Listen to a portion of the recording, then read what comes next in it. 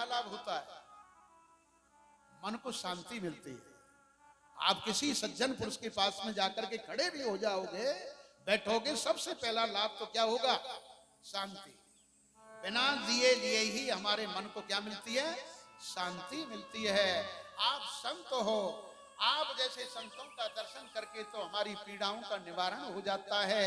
तो हे महाराज, आप मेरे पास में जरा रुको, अपने अमृत रूपी वचन मेरे को सुनाओ, जिससे कि मेरे दुखों का क्या हो? निवारण हो। जब इस प्रकार निवेदन करने लगी, कौन? भक्ति माँ। भक्ति माँ ने जब ऐसा निवेदन किया तो नारद जी वहां पर रुके और रुक करके उस नारी से पूछने लगे कि आप कौन हो, आपका क्या नाम है, आप कहां से उत्पन्न हुई हो, आपका कहां पालन हुआ है। इस प्रकार उनसे पूछते हैं। कौन? ऋषिदेव नारद जी।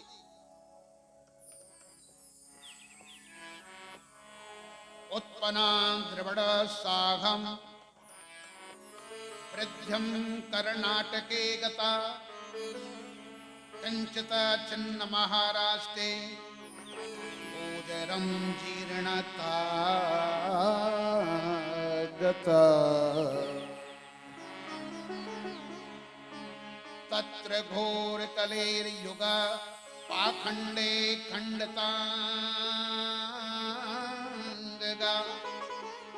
दुर्बलाम चरम यात्रा पुत्राभ्यम सहे मंदता।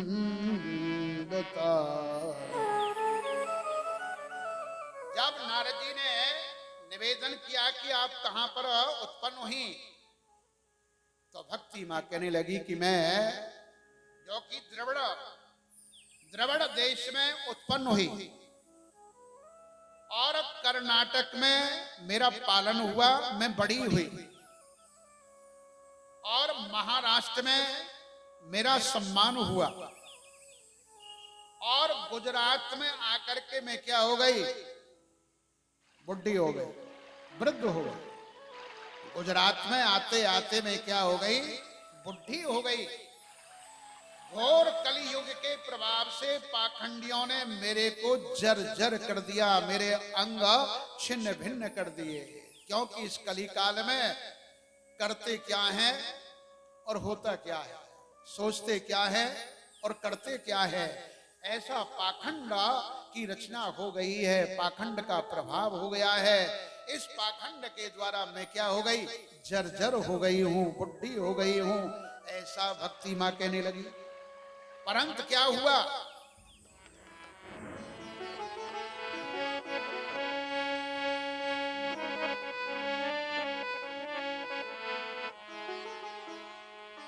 वृंदावन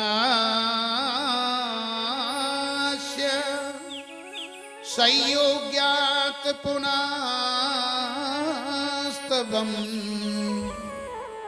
तरुणीन्नवा धन्या वृंदावन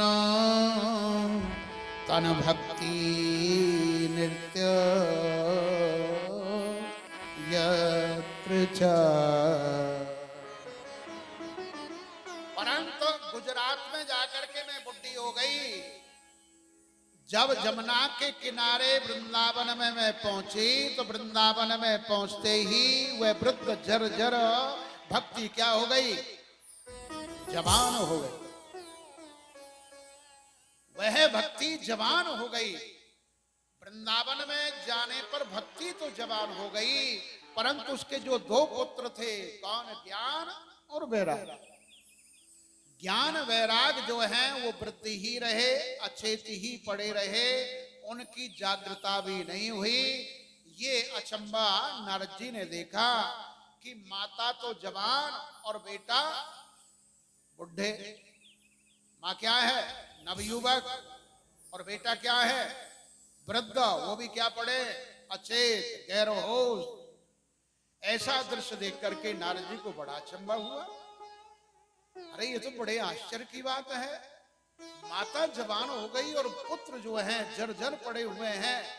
ऐसा तो नारद जी से भक्ति मां निवेदन करती है कि ऋषि देव, आप तो संत हैं, दुखों का निवारण करने वाले हैं, जन जन की सेवा करने वाले हैं, तो आप मेरी इस पीड़ा को, इस दुख का क्या करो, निवारण करो।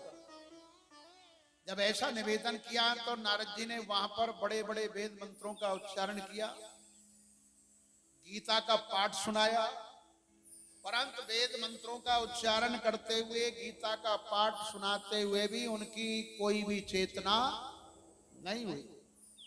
खड़े होने की तो दूर बात है, उनने तो आंख भी नहीं खोली। जब ऐसा दृश्य हो गया, ऐसा दृश्य देख करके तो नारद जी घबरा गए और भक्ति मां रुदन कर रही है। अब भक्ति ने हाथ जोड़ करके नारद जी से निवेदन किया कि मेरे दुखों का निवारण कैसे होगा। परंतु नारद जी ने आश्वासन दिया, मैं आपके दुख का निवारण जरूर करूंगा, कोई ना कोई उपाय जरूर करता हूं, आप चिंता नहीं करें। ऐसी बात कह करके नारद जी वहां से निकल पड़े और भक्ति के दुखों के निवारण के लिए वह भ्रमण करते हुए इसी उत्तराखंड में, हिमालय की तलहटी में, जो कि ऋषि के हरिद्वार की तरफ जाने लगे। वहां जाकर के प्रयास करते हैं कि अब किस प्रकार इस भक्ति के दुखों का क्या हो, निवारण हो। बार बार यही चिंता करते हैं कि कैसे मैं इनके दुखों का क्या करूं, निवारण करूं। तभी उनकी भेंट सनकादिक ऋषियों से हुई। वैसे नारद जी को ब्रह्मा जी ने सबसे पहले ये श्रीमद् भागवत की कथा सुनाई, परंतु सप्ताह पारायण का जो विधान है वो सनकादिक ऋषियों ने आनंद घाट, जो कि हरिद्वार में आनंद घाट है, वहां आनंद घाट में, परंतु बहुत से शास्त्रों में ऐसा भी आता है कि आनंद वन जो कहा जाता है वो किसको, काशी को, कि काशी में ये कथा रखी गई थी, क्योंकि हरि अनंत हरि कथा अनंता, कहें सुनई बहु विधि सब संता। जो कि भगवान की लीलाएं जो हैं कल्प कल्पांतरों की कथाएं हैं, कोई एक कल्प की कथा नहीं है। कोई भी किसी बात का दावा नहीं कर सकता कि ये बात ऐसे ही है, ऐसे भी हो सकती है। तो ये महात्म के अनुसार हरिद्वार के पास आनंद घाट पर, वहां पर सनकादिक ऋषि जो कि नारद जी को मिले हैं, और नारद जी ने सनकादिक ऋषियों से, जो ब्रह्मा जी के सबसे बड़े पुत्र है, सनक सनातन संत कुमार, उनको प्रणाम किया। प्रणाम करने पर उन्होंने पूछा कि नारद जी आप किस प्रकार परेशान दिख रहे हो, बड़े दुखी नजर आ रहे हो। नारद जी ने निवेदन किया कि भगवान मेरे साथ में ऐसा हुआ है कि भक्ति माँ जो है बड़ी अधीर है, बहुत चिंता में है। नारद जी को ऋषिगण पूछते हैं, मां चिंताम कुरु देव ऋषे हर्ष चित्ते समावहा, उपायम सुख साधेयम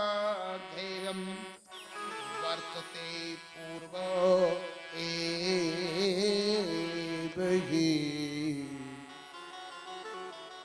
सनकादिक ऋषियों ने कहा कि नारद जी क्यों चिंता कर रहे हो, आपकी चिंताओं का, आपकी पीड़ाओं का, आपके दुखों का, सभी का क्या होगा, निवारण होगा। किसी प्रकार की चिंता करने की कोई जरूरत नहीं है।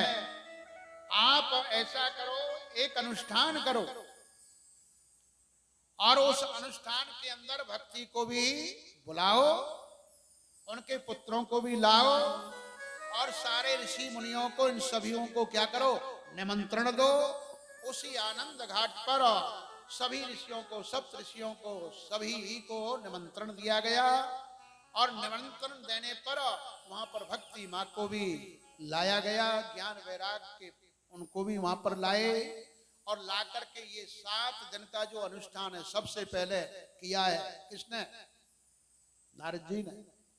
वैसे नारद जी को श्राप है, क्या श्राप है वो भी कथा में आएगा।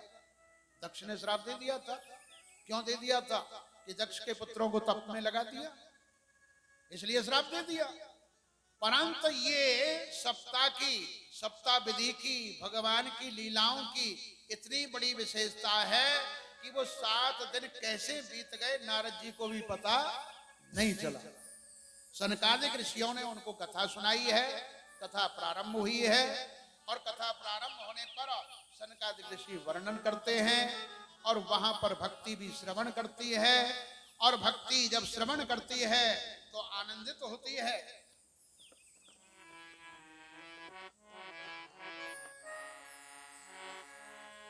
ज्ञान यज्ञम करिष्यामि सुख शास्त्र कथोज्जलम भक्ति ज्ञान वैरागण्यम स्थापनार्थम प्रियंकृता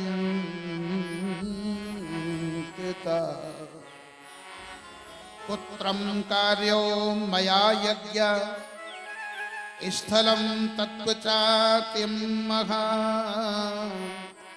महिमा सुख शास्त्रस्य वक्तव्यो वेद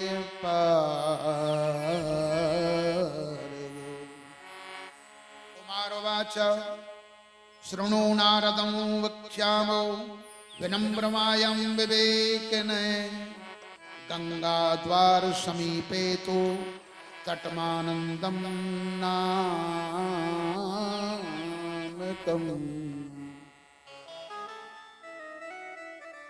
इस प्रकार श्रीमद् भागवत सप्ताह पारायण का विधान हरिद्वार में आनंद घाट के साथ ये प्रारंभ हुआ और इसके प्रारंभ होने से भक्ति के दुखों का क्या हुआ? निवारण हो गया। अरे भक्ति का दुखों का तो निवारण हुआ ही, भक्ति तो पहले ही जवान हो गई थी। कहां? वृंदावन में। हमारा इतना बड़ा भारत है, हम ब्रजवासी हैं इसलिए नहीं कह रहे, पर जो लोग जाते हैं इसलिए कह रहे हैं। जितने भी तीर्थ हैं, चाहे आप पुष्कर चले जाओ, प्रयाग चले जाओ, गंगोत्री चले जाओ, इलाहाबाद चले जाओ, परंतु जो सुख जो आनंद कहां पर आता है? वृंदावन में आता है, वो हर जगह नहीं आता। आजकल तो थोड़ा सा अभाव हो गया है कि क्योंकि वृंदावन में सबसे बड़ी विशेषता तो यह है कि आप जहां भी जाओगे आपको कहीं ना कहीं सत्संग मिल जाएगा। जहां भी जाओगे कहीं रासलीला, कहीं सत्संग हो रहा है, कहीं कथा हो रही है और वहां पर भगवान को जो लड़ाया जाता है, वहां की जो सेवा जो है ना, वो भाव की सेवा है। अब गर्मियों में भगवान बिहारी जी के तो क्या बनते हैं, 4-5 महीने बंगलों का एडवांस बुकिंग हो जाती है। पिछली साल तो नहीं बने, इस कोरोना के मारे हैं। एक बंगले का कम से कम 10-10, 15-15, 20-20, 25-25 लाख का खर्चा है एक दिन का। बिहारी जी के बंगलों का 25-25 लाख का एक दिन का खर्चा आ जाता है। वो भी एडवांस बुकिंग करानी पड़ती है पहले ही, एट ए टाइम नहीं होती। बताओ, ऐसे ठाट देखे कहीं पर आपने? कहीं भी चले जाओ, जो बिहारी जी के ठाट हैं, जो वृंदावन में बिहारी जी का ठाट है, ऐसा ठाट आपको कहीं भी नहीं मिलेगा। तो ये ब्रज की विशेषता है। वहां पर भक्ति जो है नृत्य कर रही है, नाच रही है, वहां पर मन नाचने लगता है, राधे राधे करने लगता है। तो ये भूमि की प्रधानता है, भूमि की विशेषता है। आपकी और हमारी तो चले क्या, भक्ति भी वहां पर क्या जवान हो गई थी। भक्ति तो जवान हो गई, पर श्रीमद् भागवत पुराण की कथा सुन करके उनके बेटा जो हैं ज्ञान और वैराग, वो भी क्या करने लगे? नाचने लगे। क्या बोलने लगे? वो इसी मंत्र को जो कीर्तन करते हैं ना, श्री कृष्ण गोविंद हरे मुरारे, हे नाथ नारायण वासुदेवा। ये कीर्तन किसने किया? ये ज्ञान वैराग ने किया है। ज्ञान वैराग ने भक्ति के सहित इस कीर्तन का श्रीमद् भागवत में प्रमाण है। ये श्लोक है, ये कोई खाली कीर्तन नहीं है। श्री कृष्ण गोविंद हरे मुरारे, मुरारी नहीं है, पर ज्यादातर मुरारी बोलते हैं। चलो कैसे भी बोलो, बोल तो रहे हैं, उसकी कोई बात नहीं है, परंतु इसमें लिखा हुआ है भक्ति सतो से तरुणै कृत्वा प्रेम प्रेम रूपः सायं रासितं महा श्री कृष्ण गोविंद हरे मुरारे।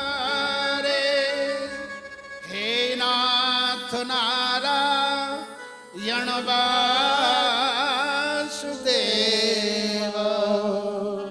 श्री कृष्ण गोविंद हरे मुरारे हे नाथ नारायण वासुदेवा श्री कृष्ण गोविंद हरे मुरारे हे नाथ नारायण वासुदेवा श्री कृष्ण गोविंद हरे मुरारे हे नाथ नारायण वासुदेवा श्री कृष्ण गोविंद हरे मुरारे हे नाथ नारायण वासुदेवा श्री कृष्ण गोविंद हरे मुरारे हे नाथ नारायण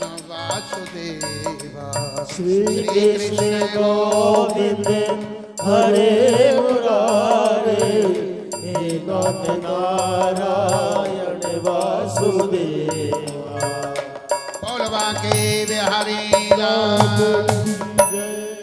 इस प्रकार कीर्तन करने लगे। कौन?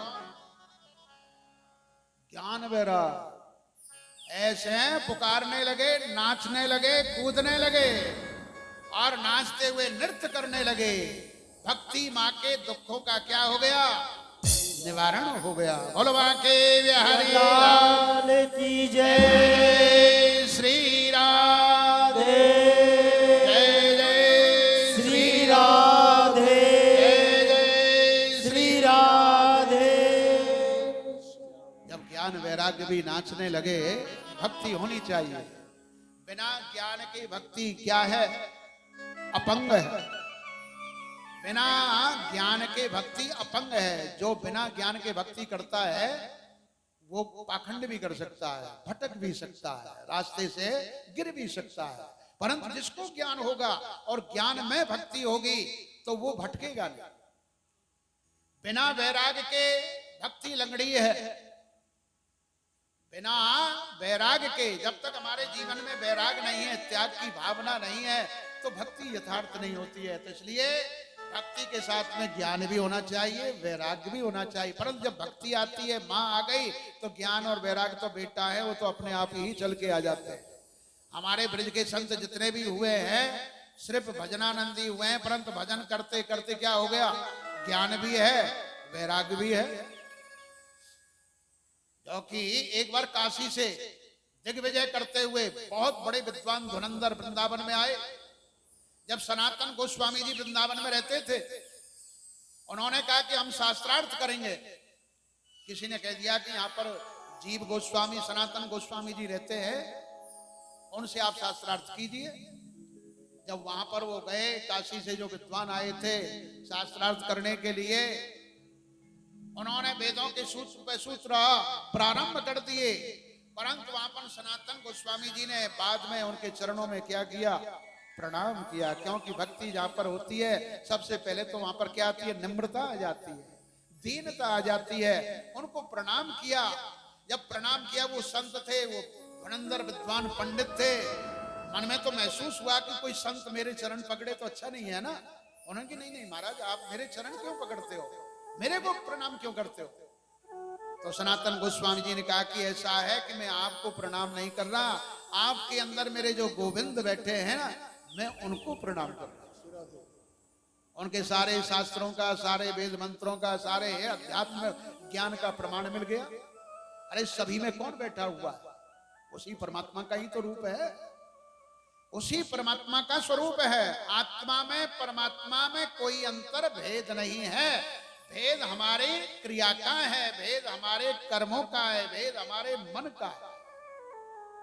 आत्मा में कोई भेद नहीं है। मैं आपके अंदर जो परमात्मा विराजमान है उनको प्रणाम करा हूं। तो इस प्रकार ये रिजल्ट मिल गया। तो भक्ति का ये स्वरूप होता है, जब जीवन में भक्ति आती है तो ज्ञान और वैराग्य तो अपने आप ही चल करके आ जाते हैं। इस प्रकार भक्ति महारानी के द्वारा और नारद जी के उपाय के द्वारा भक्ति के दुखों का क्या हुआ? निवारण हुआ। अब दूसरे पर मातम आता है, गोकर्ण और धुंधकारी। ये तुंगभद्रा तटे पूर्व होत तन्नो मुक्तम मम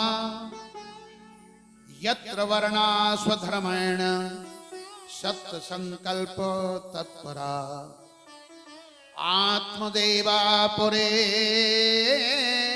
तस्मन् सर्ववेद विशारदा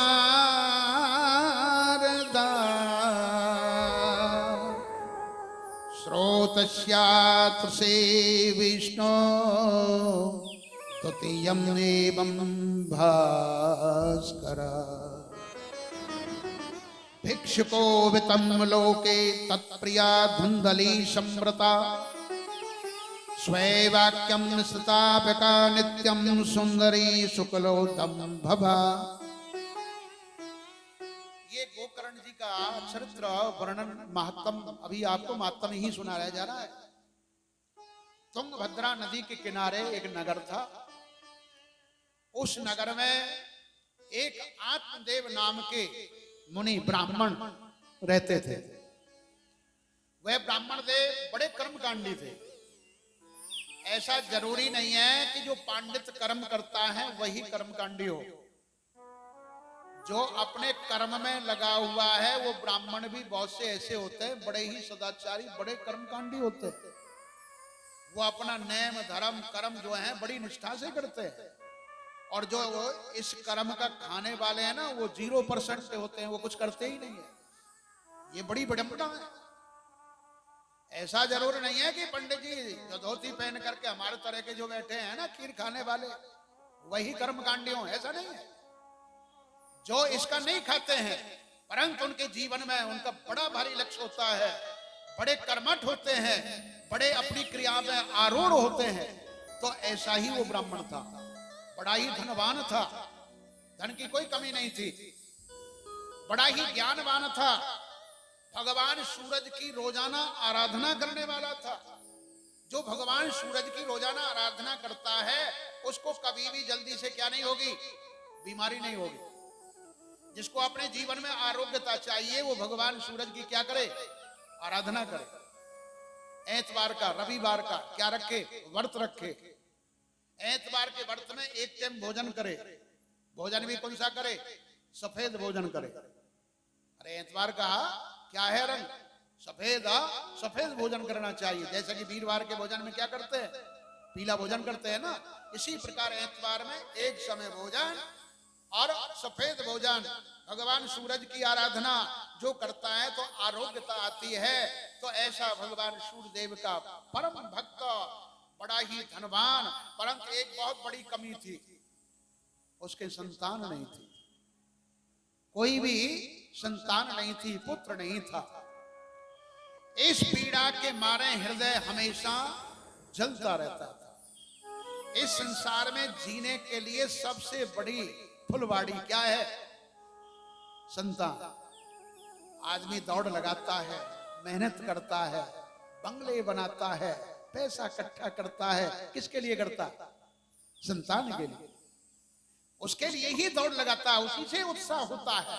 और संतान नहीं हो तो कौन दौड़ लगाए, निराशा हो जाती है, आशा टूट जाती है। इसी प्रकार आत्मदेव धनवान तो थे, ज्ञानवान भी थे, परंतु ऐसा कुछ होते हुए भी उनके घर में क्या नहीं थी, संतान नहीं थी। जब संतान नहीं थी तो अपने जीवन का अंत करने के लिए एक दिन वन में चले गए। और वन में जाकर के एक सरोवर के किनारे, उस सरोवर में ही क्या डूबने के लिए तैयार हो गए।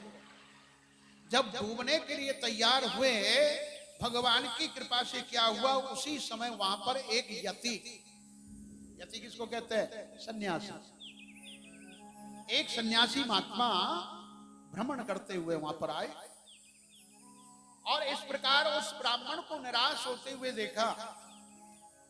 आत्मदेव को सन्यासी पूछते हैं, यति उवाच कथम रोदसी विप्राह त्वं काते चिंतावलीयसी वदत्वं सवत्वरं मह्यं सयस्यं दुःख कारणम्। आत्मदेव को यति ने पूछा कि हे ब्राह्मण देव, क्यों दुखी हो रहे हो? क्या चिंता है? किस चिंता से आप दुखी हो? आप अपने हृदय की बात प्रकट करो। जब इस प्रकार निवेदन किया, ब्राह्मण उवाच किम ब्रह्मैरसे दुःखम पूर्व पापेन संचितम मृदयाम पूर्व जनाशयम कवयो भूयम भूज्यते मदतम नैवं ग्रहिन्ति पृत्वा देवाद्जातया प्रसादं खेन शून्ययो प्राणयक्तु महागता धीरं दिवि प्रजाहीनं धिग्गचा प्रजा विना धिग्गजनं चान प्रयन्तं धिग्कुलं संदति विना। जिस प्रजा का राजा नहीं है तो वो प्रजा धिक्कार है, वो राज धिक्कार है। और जिस परिवार में संतान नहीं है, जिसके कुल में संतान नहीं है, तो वो कुल, वो परिवार भी क्या है? धिक्कार है। इसलिए मेरा जीवन भी क्या है? धिक्कार है। मेरे घर में क्या नहीं है? संतान नहीं है। इस प्रकार वे आत्मदेव के नाम के ब्राह्मण यति से कहने लगे। जब यति से इस प्रकार अपने दुख को प्रकट किया तो यतिरुवाच पंच ज्ञानम प्रजारूपम बलिष्ठा कर्मणो गति विवेकम तो समासाध्यम तज्जम संसार वासना। जो कि यति महाराज कहने लगे कि आत्मदेव ब्राह्मण देव, ये तो भगवान की तुम्हारे ऊपर क्या है? बहुत बड़ी कृपा है। जिसको आप धिक्कार रहे हो ना, ये धिक्कारना नहीं, ये क्या है? बहुत बड़ी कृपा है। सारे झमेले से, सारे प्रपंच से क्या है? बचे हुए हो। सारे प्रपंच से बच करके भगवान की आराधना करो, भगवान का चिंतन करो, वही सबसे बड़ू क्या है? बंधु हैं। बोलते हो कि नहीं? तुमेव माता च पिता तुमेव, तुमेव बंधु च सखा तुमेव, तुमेव बंधु च सखा तुमेव। आप ही मेरे सखा हो, आप ही मेरे माता हो, आप ही मेरे पिता हो। और यथार्थ में देखा जाए तो है भी ये तो सब स्वार्थ का झमेला है। स्वार्थ से, झमेले से बचे हुए हो। नारायण का स्मरण करो, आपके ऊपर भगवान की बड़ी कृपा है। ऐसा समझाने लगे। कौन? यति महाराज, सन्यासी दे।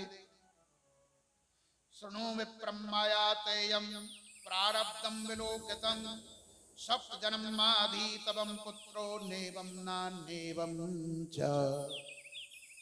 आत्मदेव ने कहा कि महाराज नहीं, मेरे को तो क्या चाहिए? संतान चाहिए, पुत्र चाहिए। मेरे को ये झमेला ना वाली बातें पसंद नहीं है। मेरा वो घर किस काम का, मेरा वो धन किस काम का, मेरी वो दौलत किस काम की, जब मेरी संतान ही नहीं है। तो मेरे को ये ज्ञान नहीं चाहिए। ये आपका ज्ञान मेरे ऊपर क्या नहीं कर रहा? कोई असर नहीं करता। मेरे ऊपर तो ज्ञान जब ही असर करेगा जब मेरे घर में क्या होगी? संतान होगी। आप बतलाइए मेरे घर में संतान कब होगी? यति महाराज ने ध्यान किया और ध्यान लगा करके कहा कि तेरे जन्म में तो 7 जन्मों तक भी क्या नहीं है? संतान ही नहीं है। जब ऐसा कहा तो आत्मदेव ब्राह्मण हाथ जोड़ करके प्रार्थना करने लगे कि भगवान, मेरे भाग में संतान नहीं है, तो आप ऐसा करिए, अपने भाग से ही मेरे को दे दीजिए। और दे दीजिए, मेरे भाग में नहीं है ना, आप अपनी कृपा करके मेरे को दे दो। जब इस प्रकार बार बार प्रार्थना करने लगा और कहने लगा कि कह तो आप मेरे को पुत्र प्रदान करो, संतान दो, नहीं तो आपके सामने ही मैं अपने शरीर का क्या कर दूंगा? त्याग कर दूंगा, मर जाऊंगा। जब ऐसा निर्णय दे दिया तो फिर तो वहां चिंता हो गई। किसको? सन्यासी महाराज को, यति महाराज को। अरे एक ब्राह्मण की हत्या होगी, ब्राह्मण मर रहा है, यदि इसको फल नहीं मिला तो ये तो क्या होगा? मर जाएगा।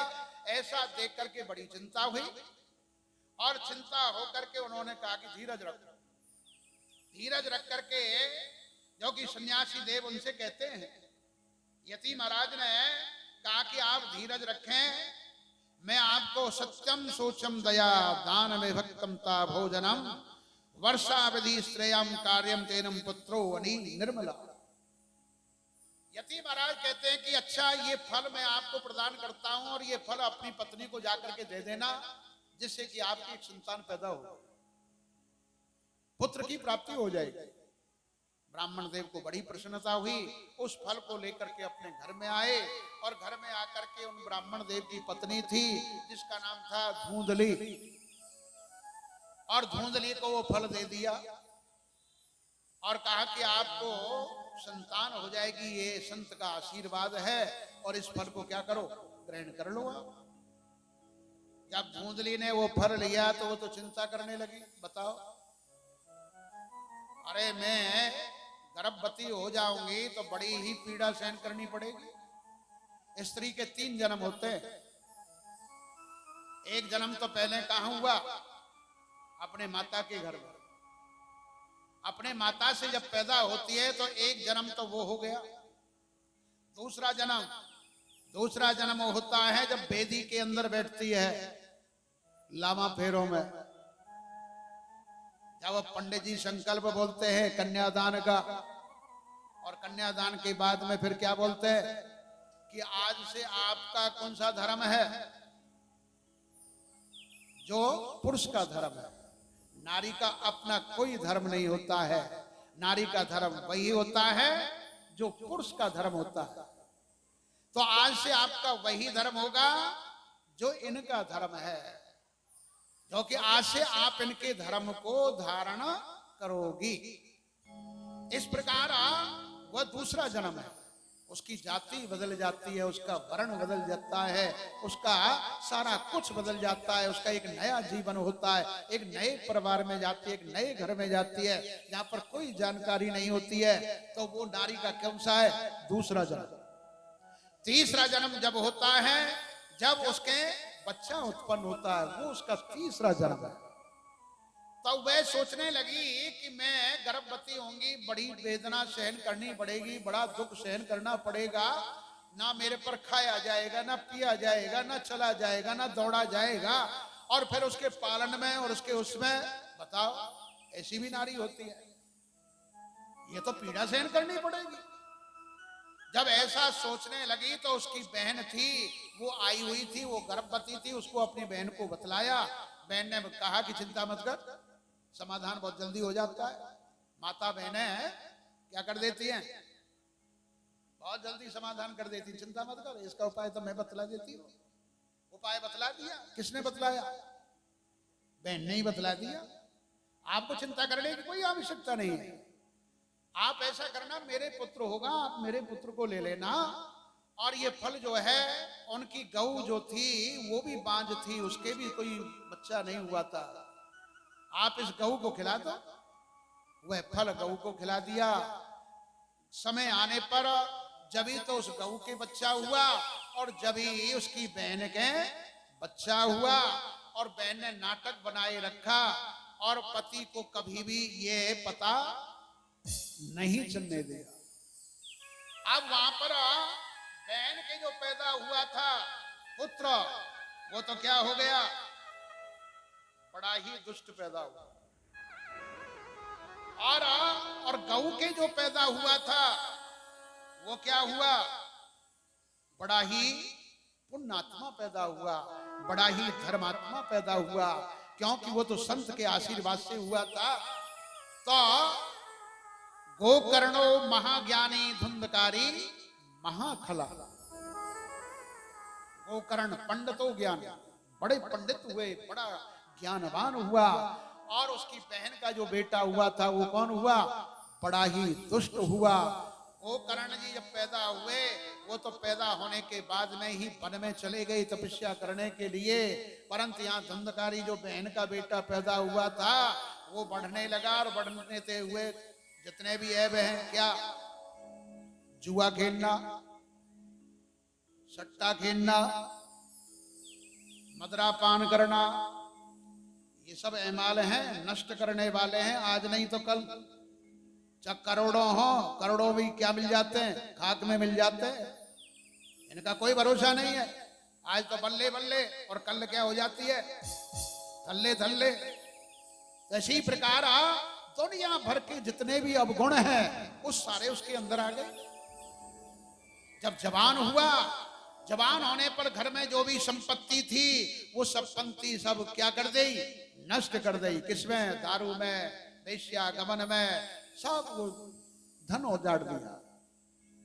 आत्मदेव तो बड़े दुखी हो गए। गोकर्ण का उनका मिलन हुआ, उनको ज्ञान दिया, वो तो वन में तपस्या के लिए चले गए।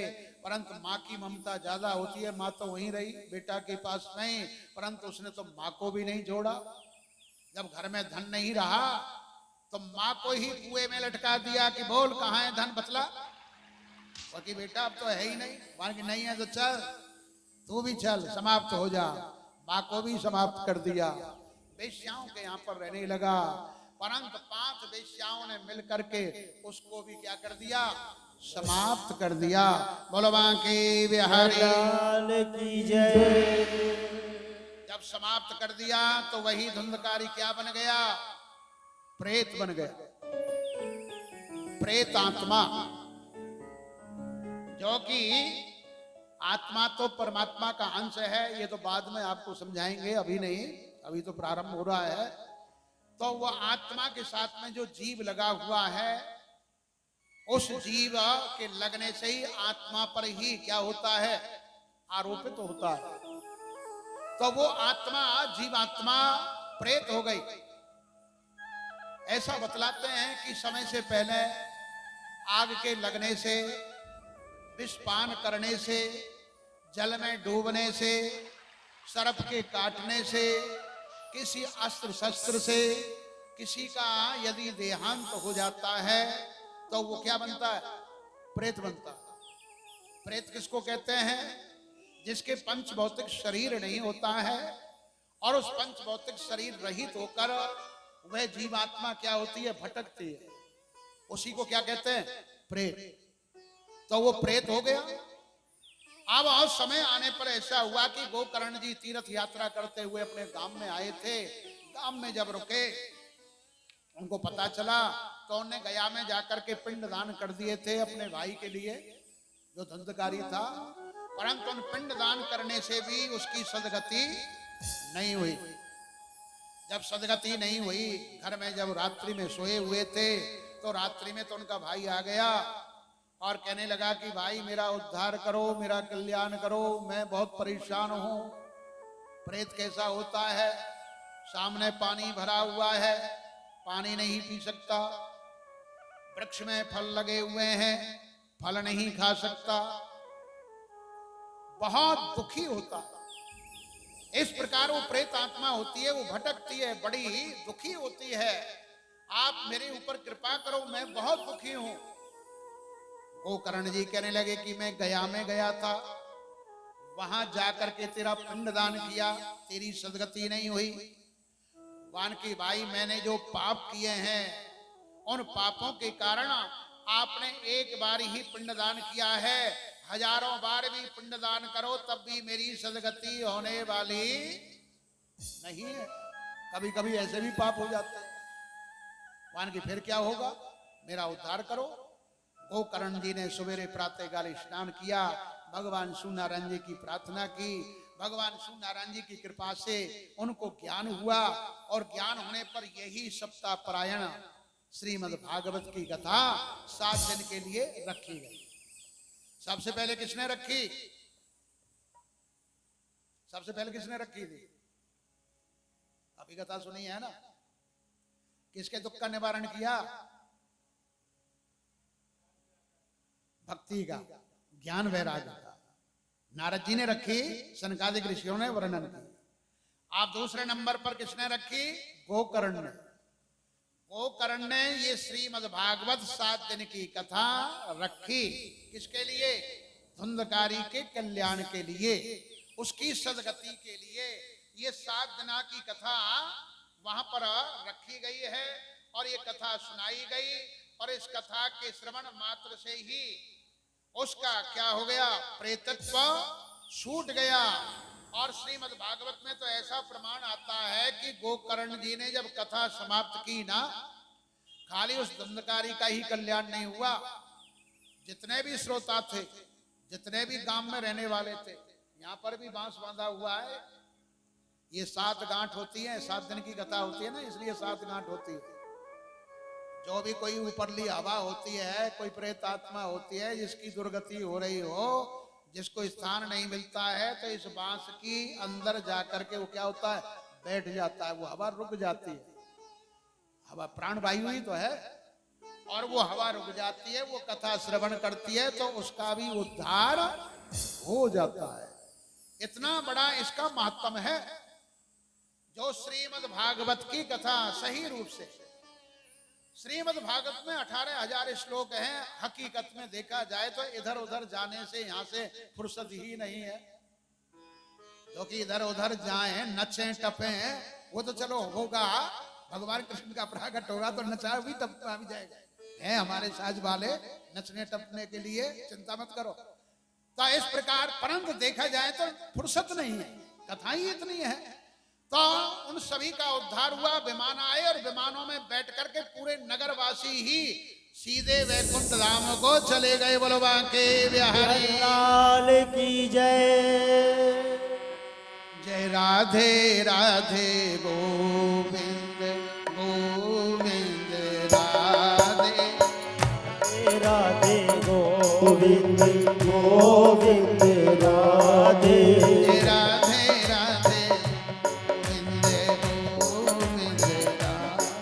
जय राधे राधे गोविंद गोविंद राधे। जय राधे राधे गोविंद गोविंद राधे। राधे राधे गोविंद गोविंद राधे। राधे राधे गोविंद गोविंद राधे। राधे राधे गोविंद गोविंद राधे। राधे राधे गोविंद गोविंद राधे। राधे राधे गोविंद गोविंद राधे। राधे राधे गोविंद गोविंद राधे। राधे राधे गोविंद गोविंद राधे। और बाकी बिहारी लाल। ये अभी तक आपने जो सुना है, कथा नहीं सुनी, अभी क्या सुना है, महत्तम। महत्तम क्या मतलब, विशेषता। आप ये काम करोगे तो आपको इतना फल मिलेगा। शनिवार को पीपल को जल चढ़ाओगे, पूजन करोगे, तो आपको क्या मिलेगी, लक्ष्मी मिलेगी। ये हो गया ना महत्तम। पीपल पर शनिवार को जल चढ़ाने का मतलब क्या है, कि लक्ष्मी मिलेगी। ये उसका महत्तम है पूजन का। इसी प्रकार ये श्रीमद् भागवत कथा सुनने की विशेषता, उसका फल, उसका पुण्य, तो उसका महत्तम, ये अभी तो आपको इसका महत्तम वर्णन किया है। परंतु ये कथा अब प्रारंभ होगी, तो ये कथा का वो विधान आपको बतला देते हैं। भगवान श्री कृष्ण के इस ब्रजधाम, इस भूलोक, इस मृतलोक को त्याग करके गौलोक धाम को गए, अंतर ध्यान हुए। पहले नंबर पर तो ये ध्यान रखना चाहिए, भगवान के 24 अवतारों का वर्णन किया जाएगा।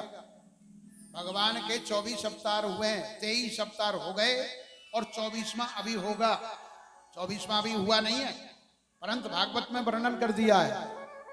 यही भगवान है, इनसे अलावा भगवान नहीं, जीव है। और जितने भी क्या हैं, जीव है। तो भगवान का क्या होता है, प्रागट्य होता है।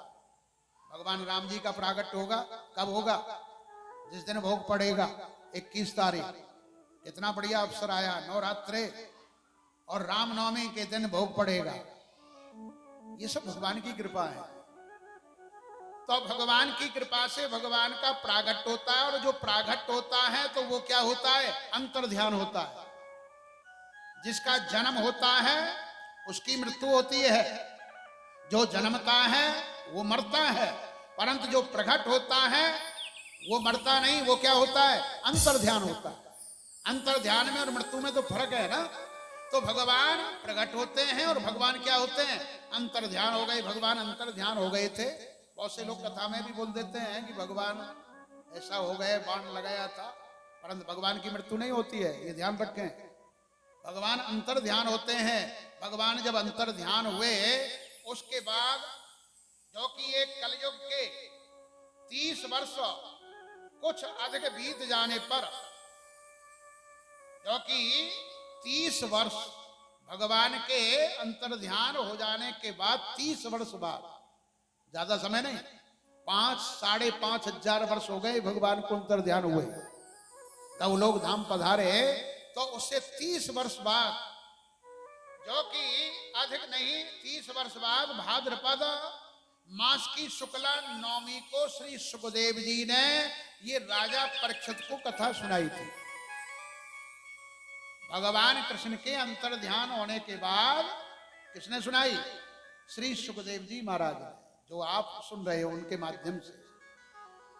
और आरंभ की राजा परीक्षित को यह कथा सुनाई थी कलयुग के 200 वर्ष बीत जाने के बाद, आषाढ़ मास की शुक्ल नवमी को गोकर्ण जी ने धुंधकारी के लिए ये कथा सुनाई।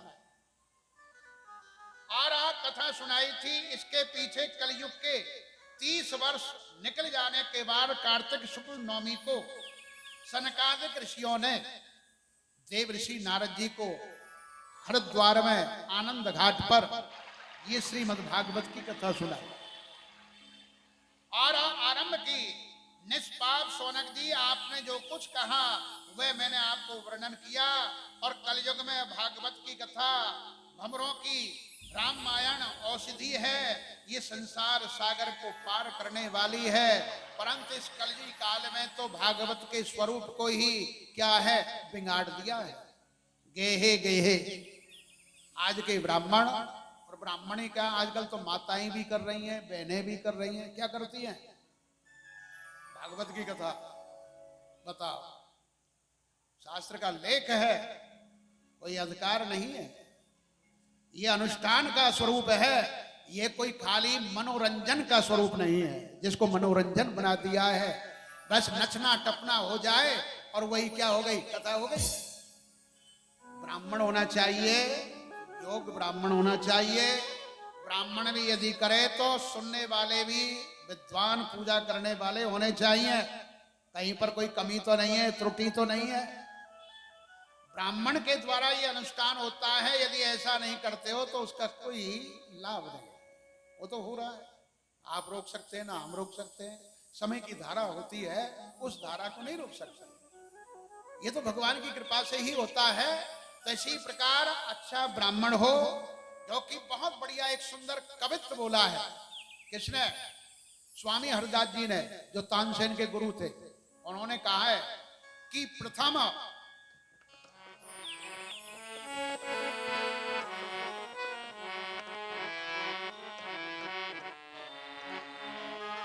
सुने श्रीमद् भागवत, प्रथम सुने श्रीमद् भागवत, भक्त मुख भगवत वाणी, द्वितीय आराधन व्यास, व्यास नव भक्ति बखानी, तृतीय करे गुरु समझ, तृतीय करे गुरु समझ, दक्ष सर्व सिरसीलो, चौथे होए विरक्त, बसे बन रसीलो, पांचे भूले ते ही सुध, तब छठे भावना रास की, साते पावे रीत रस, श्री स्वामी हरिदास की, साते पावे रीत रस, श्री स्वामी की, श्री स्वामी हरदास की। प्रथम सुने श्रीमद् भागवत। भगवान यदि अवसर दें मन लगा करके भगवान की क्या कथा सुननी चाहिए, श्रीमद् भागवत सुननी चाहिए। क्योंकि कह रहे थे हमारे कालूराम जी, सुनील जी कि पंडित जी इतनी, और नहीं पंडित जी आप चाहे भले 3 बजे शुरू करो, मैं तो सुनूंगा, पूरी सुनूंगा कथा। कितना चाव है, कितनी उत्साह है, चाहे 4 घंटे करो आप, मैं सुनूंगा। तो इस प्रकार उत्साह होना चाहिए। जीवन यदि है, कभी मिला है, तो उस जीवन में निकाल करके समय तो भगवान की क्या सुननी चाहिए, कथा जरूर सुननी चाहिए, सत्संग करना चाहिए, वो भी श्रीमद् भागवत की। प्रथम सुने श्रीमद् भागवत, भक्त मुख भगवत वाणी। भागवत की कथा भी कोई श्रद्धालु, ज्ञानवान, भगवान का आस्था रखने वाला, भगवान में विश्वास रखने वाला, भगवान में श्रद्धा रखने वाला, ऐसे किसी ब्राह्मण के मुखार बिंद से कथा सुने।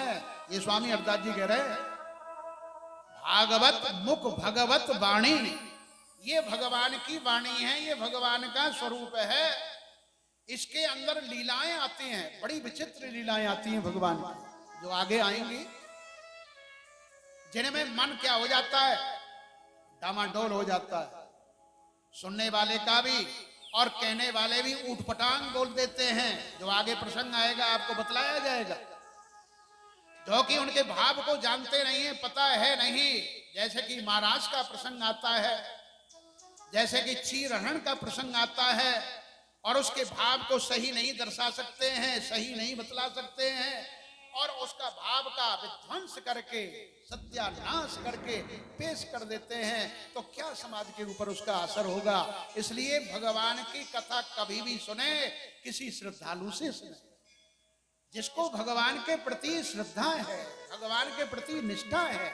आपका यदि कोई इष्ट है, आपका यदि कोई गुरु है, आपके माता पिता हैं, उनकी कोई बुराई करता है, उनके प्रति कोई गलत शब्दों का प्रयोग करता है, तो हमको क्या होगा, दुख होगा कि नहीं होगा। ये क्या बोलता है, क्या भाषा बोल रहा है।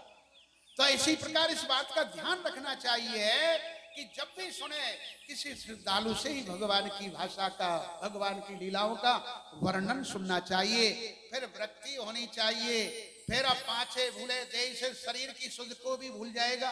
कौन, राजा परीक्षित, उसको भी भूल जाए, तब भगवान की लीला के अंदर प्रवेश होता है, तब उन लीलाओं को श्रवण कर सकता है। कोई साधारण नहीं है। तो आप श्रीमद् भागवत की कथा सुनने के लिए क्या कर रहे हैं, प्रवेश कर रहे हैं।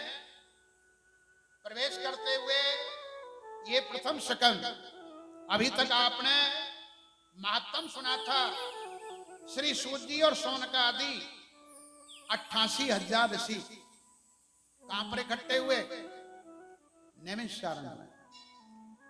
18 पुराणों की कथाओं का जो वर्णन किया गया है, वो कहां पर किया गया, नैमिषारण्य। क्योंकि नैमिषारण्य क्यों नाम पड़ा, 88,000 ऋषि ब्रह्मा जी के पास गए थे और उन्होंने कहा कि हम एक ज्ञान यज्ञ का आयोजन करना चाहते हैं।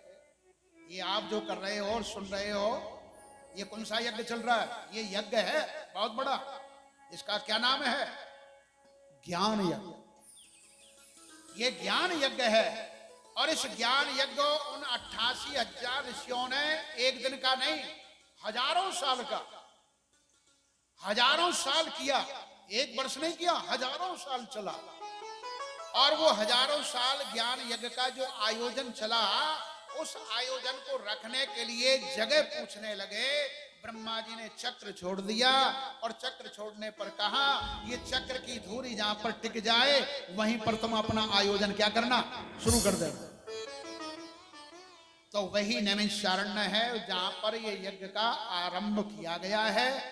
वहां पर 88,000 ऋषि सूत जी महाराज का बड़ा आदर सम्मान करते हैं, निवेदन करते हैं। और सूत जी महाराज भगवान की लीलाओं का क्या करते हैं, वर्णन करते हैं। भगवान की लीलाओं का वर्णन करते हैं और कहते हैं कि आप सावधान होकर के सुने। आपने श्रीमद् भागवत के महात्म का वर्णन किया, वहां पर श्री सूत जी महाराज 88,000 ऋषियों को वर्णन कर रहे हैं। यहां पर श्री सुखदेव जी महाराज राजा परीक्षित को वर्णन करते हैं। तो ये प्रसंग कैसे हुआ, कब हुआ, तो इसके विषय में आपको वर्णन करते हैं। तो पहले तो थोड़ा सा झलक, जो कि श्री सुखदेव भगवान के प्रागट्य की कथा आपको सुना देते हैं। वो कैसे आए थे वो तो सबसे पहले आपको बतला दिया था। वो कौन थे?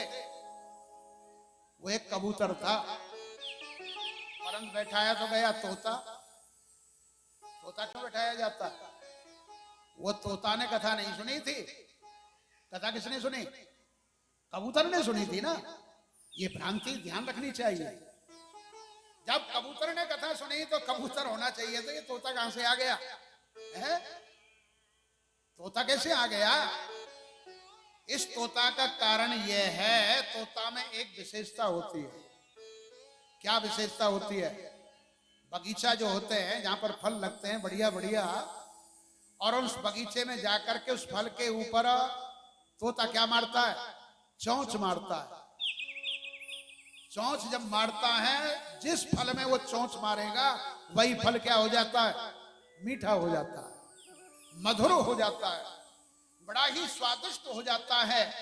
तो इसी प्रकार जैसे कि फल में चोंच मारने से फल मीठा हो जाता है, इसी प्रकार वेद व्यास भगवान के पुत्र जब प्रकट हुए और प्रकट होकर के श्रीमद् भागवत का वर्णन राजा परीक्षित को जब किया, तो वे श्रीमद् भागवत भी क्या हो गई? रस में हो गई, मीठी हो गई। इसलिए उनका नाम है क्या? सुखदेव जी महाराज। बोलो सुखदेव जी महाराज की जय। निगम कल्प तरोर गलतम फलम सुखमुखा। निगम, निगम माने वेद शास्त्र स्मृति, उनका फल है कौन? श्रीमद् भागवत। और निगम कल्प तरोर गलतम फलम, गलतम मतलब पका हुआ एकदम। और वो फल भी कैसा है? पका हुआ फल है।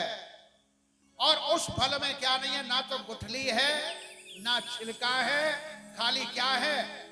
रस ही रस भरा हुआ है। रस तो पिया जाता है किससे? रस को यदि पियोगे तो कहां से पियोगे? मुंह से पिया जाएगा ना। परंतु ये रस कहां से पी रहे हो? कानों के द्वारा। ये कान, और एक कान नहीं, दो कान। मुंह तो एक ही है, परंतु कान तो दो है। इन दोनों कानों के पुटों के द्वारा इस रस का क्या किया जाता है? पान किया जाता है। तो इसीलिए है उनका नाम सुखदेव रखा। सुख कहते हैं तोते को। जैसे कि तोता की चोंच के द्वारा फल मीठा हो जाता है, इसी प्रकार श्रीमद् भागवत रस में हो गई, मधुर हो गई, मीठी हो गई। किसके द्वारा? श्री सुखदेव जी महाराज के द्वारा। सुखदेव जी प्रमाण आता है कहीं 12 साल का, कहीं 16 साल का। पहले आपको बोल दिया है, संदेह नहीं करना। हरि अनंत, हरि कथा अनंत। 16 साल का भी प्रमाण आता है। 16 साल तक सुखदेव जी माता के गर्भ में ही रहे। क्यों? भय के मारे कि भगवान शंकर कहीं त्रिशूल से भस्म नहीं कर दें। अंदर ही रहे। जब वेद व्यास जी ने उनको पुकारा कि महाराज बाहर आओ, अंदर ही बैठे रहोगे। जब 12 साल के बाद या 16 साल के बाद वे क्या हुए? उत्पन्न हुए। जब उत्पन्न हुए तो वो भी कैसे हुए? जिनका नाल छेदन भी नहीं हुआ था।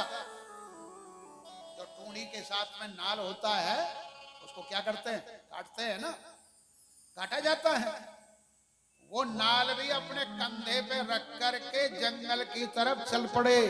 बोलो बाके बिहारी लाल की जय।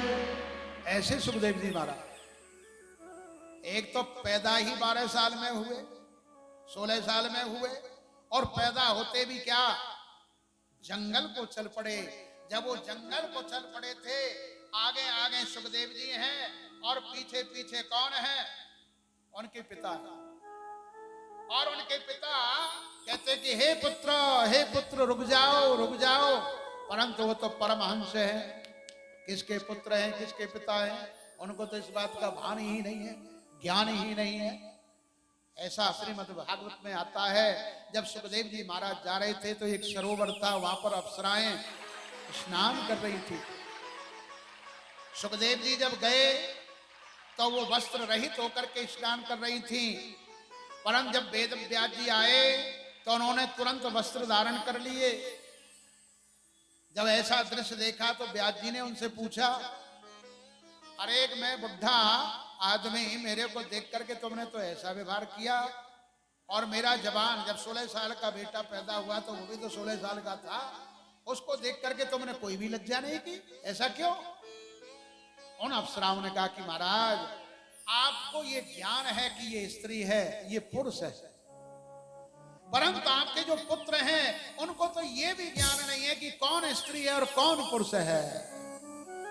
वो तो ब्रह्म में ही रमण करते हैं, ब्रह्म का ही ध्यान करते हैं, ब्रह्म का ही चिंतन करते हैं, उनको तो ब्रह्म के अलावा संसार में कुछ नजर ही नहीं आता है।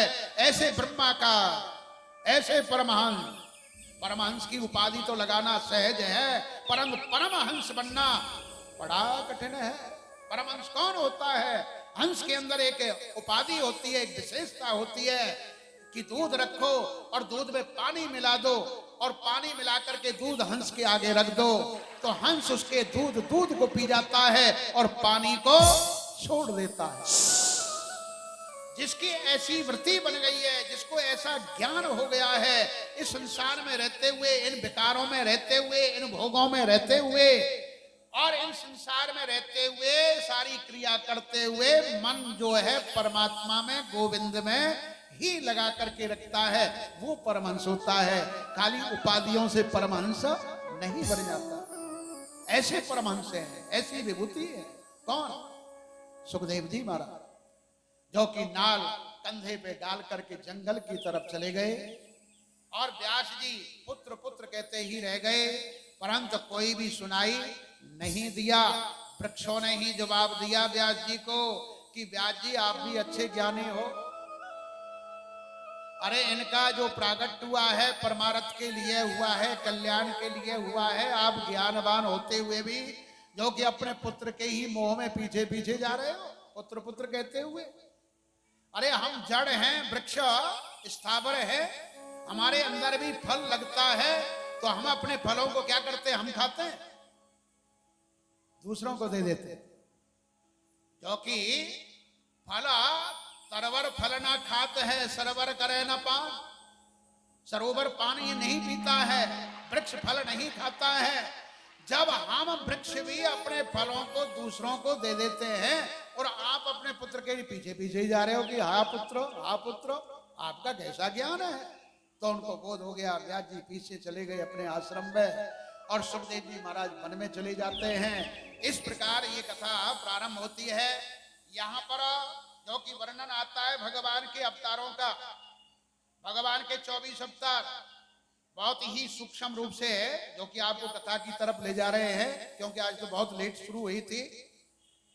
भगवान का पहला अवतार सनकादिक, सनक सनंदन सनातन संत कुमार, ये भगवान का कौन सा है? पहला अवतार।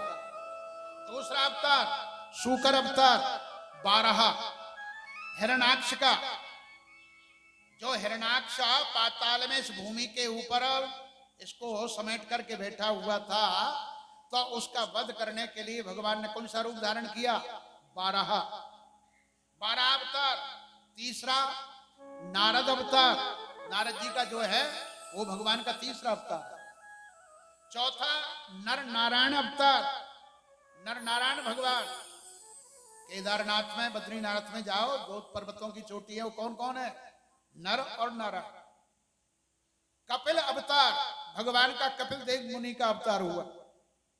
दत्तात्रेय अवतार, यज्ञ के आकुति और प्रसूति के द्वारा ऋषभ देव जी का 7वां अवतार। 8वां राजा पृथु का अवतार। 9वां जो कि राजा पृथु का, और 10वां मत्स्य अवतार, और 11वां कच्छप, समुद्र का जब मंथन हुआ तो कछुआ का रूप धारण किया, वो भगवान का कच्छप अवतार। 12वां धन्वंतरी, जब समुद्र का मंथन हुआ तो अमृत के कलश को लेकर के जो प्रकट हुए धन्वंतरी, वो भी भगवान नारायण का ही अवतार। और 13वां मोहिनी अवतार, अमृत का जो बंटवारा किया। 14वां नरसिंह अवतार और 15वां वामन अवतार। 16वां परशुराम भगवान का अवतार और 17वां व्यास अवतार। 18वां राम अवतार और 19वां बलराम अवतार। 20वां भगवान श्री कृष्ण का अवतार और 21वां भगवान विष्णु यश नामक, जो कि घर में हंस अवतार, भगवान का हंस अवतार हुआ। और 22वां भगवान का है ग्रीव अवतार। और इस प्रकार जो कि 23वां है ग्रीव अवतार और 24वां होगा कल्कि अवतार, जो अभी कलयुग में होना है। इन 24 अवतारों की कथा वर्णन करके जो कि सुनाई किसने? वेद व्यास जी ने। इधर सूत जी महाराज ने 18,000 ऋषियों को, इधर जो कि गोकर्ण जी ने धुंधकारी के निमित्त ये कथा वर्णन की। अब यहाँ पर सरस्वती के किनारे एक समय की बात है, वेद व्यास भगवान को बड़ा ही खेद हुआ, बड़ी ही चिंता हुई, मन बहुत परेशान था, शांति नहीं थी, आनंद नहीं था। उसी समय भ्रमण करते हुए वहां पर नारद जी पधारे। नारद जी ने व्यास जी से पूछा, आप इन्हें तो दुखी क्यों हो रहे हो, क्या कारण है? व्यास जी ने कहा कि मेरे मन में शांति नहीं है, आनंद नहीं है। क्यों नहीं है, क्या कारण है? तब नारद जी ने बतलाया कि भगवान, आपने 17 पुराणों का तो वर्णन किया, परंतु अभी तक आपने भगवान गोविंद की लीलाओं का वर्णन नहीं किया है, इसलिए आपको अभी तक क्या नहीं मिली? शांति नहीं मिली है। तो तुमने कीर्तन, जय राधे राधे गोविंद गोविंद राधे राधे गोविंद गोविंद राधे राधे गोविंद गोविंद राधे राधे राधे गोविंद गोविंद राधे राधे गोविंद गोविंद राधे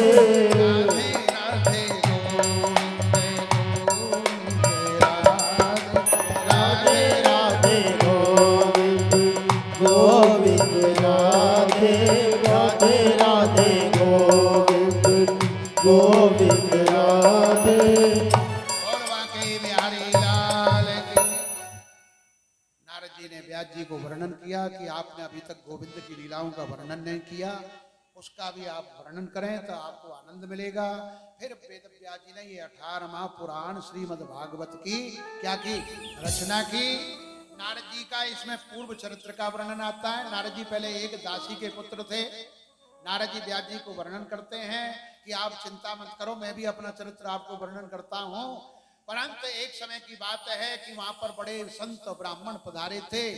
वहां पर मेरी माँ ने उनकी बड़ी सेवा की, मैं भी सेवा करता था। और मैं उन संत ब्राह्मणों की झूठन पत्तल पर जो बच जाती थी उसको ही पाता था। और उसके प्रसाद के पाने से मेरे मन में वैराग हो गया, ध्यान हो गया, और फिर तो मेरा मन भगवान में लग गया। अब तो मेरे को ये माँ भी जो है ना, ये भी क्या दिखने लगी? बंधन दिखने लगे।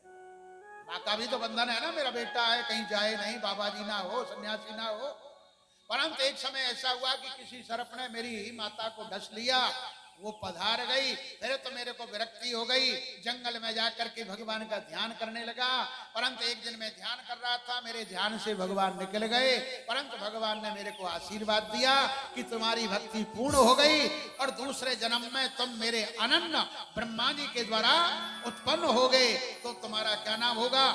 नारद जी। बोलो नारद भगवान की जय। नारद जी साधारण नहीं है। नारद जी कौन है? नारायण के अवतार है। नारायण भगवान का ही स्वरूप है, उनमें कोई भी अंतर्भेद नहीं है। इस प्रकार नारद जी के चरित्रों का वर्णन किया। और नारद जी का चरित्र वर्णन करने के बाद में यहाँ पर अश्वत्थामा के द्वारा द्रौपदी के पुत्रों का जो कि उनको समाप्त करना। महाभारत जब समाप्त हो गया था तो आपने महाभारत देखा होगा, तो अश्वत्थामा गुरु द्रोणाचार्य जी का पुत्र रात्रि में गया और रात्रि में सोते हुए द्रौपदी के जो 5 पुत्र थे उनकी ही हत्या कर दी, हत्या। और अपने मित्र दुर्योधन को आकर के कहा कि मैंने तुम्हारे शत्रुओं को क्या कर दिया, समाप्त कर दिया। परंतु जब सवेरे पता चला कि वो 5 पांडव नहीं, वो क्या थे, 5 पांडवों के 5 पुत्र थे। ऐसा देख करके तो दुर्योधन को भी बड़ा दुख हुआ और कहने लगा कि अश्वत्थामा तेने तो ये बहुत बुरा किया। इस बात को तो दुर्योधन ने भी कहा, अरे तेने तो हमारे कुल का नाश ही कर दिया, हमारे 100 भाई तो हम तो सारे मारे ही गए, एक पांडव रह गए थे और पांडवों के वो 5 पुत्र थे और 5 पुत्रों को भी तेने सोते हुए क्या कर दिया, समाप्त कर दिया। फिर कहता है कि मैंने अपनी मित्रता को निभाया है। दुर्योधन को बड़ा दुख हुआ, ये तेने अच्छा नहीं किया, भला नहीं किया। इधर जब द्रौपदी जागी और द्रौपदी ने जाकर के देखा कि उसके 5 पुत्र मरे पड़े हैं, ऐसा देख करके वो रुदन करने लगी। जब रुदन करने लगी तब रुदन करते हुए अर्जुन ने अपने गांडीव धनुष को धारण कर लिया और कहा कि द्रौपदी धीरज रख, मैं जहां भी होगा, पाताल में भी होगा, उसको मैं छोड़ूंगा नहीं और तेरे सामने ही ला करके उसको समाप्त कर दूंगा। जब इस प्रकार वो धनुष को लेकर के वहां पर से चल पड़ता है, भगवान कृष्ण साथ होते हैं। परंतु जब उसको पता चला तो उसने ब्रह्मास्त्र छोड़ दिया। ब्रह्मास्त्र जब छोड़ा, ब्रह्मास्त्र छोड़ने पर जो कि उसको वापस लेना नहीं जानता था, परंतु अर्जुन ने उसको समाप्त किया है और उसको पकड़ करके ले आया और पकड़ करके द्रौपदी के सामने उसको पेश किया कि इसकी हत्या कर दो। परंतु उसको देख करके द्रौपदी को दया आ गई और कहने लगी कि ऐसा है कि इसकी हत्या यदि कर दोगे आप तो इसकी हत्या करने से मेरे 5 पुत्र तो जीवित नहीं होंगे, अभी इसकी मां जीवित है। महाभारत के अंदर द्रोणाचार्य जी तो समाप्त हो गए, परंतु इसकी मां जीवित है। कौन? कृपणी, कृपाचार्य जी की जो बहन थी, उसकी मां को कितनी वेदना होगी, कितना कष्ट होगा। वो द्रौपदी थी जो कहते हैं ना द्रौपदी ने महाभारत किया था, ये किया था। अरे नहीं, वो बात तो अलग थी, परंतु द्रौपदी के अंदर क्या दया नहीं थी, करुणा नहीं थी। द्रौपदी के अंदर करुणा जागी और जाकर के वो कहने लगी कि नहीं महाराज, इसका वध मत करो, इसकी मां को बड़ा ही दुख होगा, ये आपके गुरु का पुत्र है, गुरु ने आपके ने अपने पुत्र को वो शिक्षा नहीं दी जो आपको दी है, अपने पुत्र को वो विद्या नहीं दी जो अर्जुन को दी थी, इसलिए आप इसको जीव दान दें। जब ऐसा होने पर भगवान कृष्ण ने कहा जो स्वाभिमान जीव जो होते हैं, भगवान की कृपा से ब्राह्मण जो होता है, इसका सबसे बड़ा धन क्या होता है? स्वाभिमान।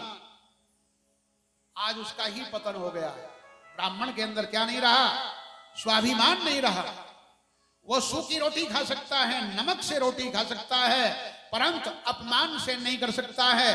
ब्राह्मण जो होते हैं बड़े स्वाभिमानी होते हैं, तो ब्राह्मण का स्वाभिमान यदि नष्ट हो जाए तो उसका पद ही हो जाता है, वर्ण के समान हो जाता है। इसलिए आप इसका क्या करो, इसके माथे में मणि थी जो शिव पुराण के अंदर आता है, भगवान शंकर के अवतार हैं।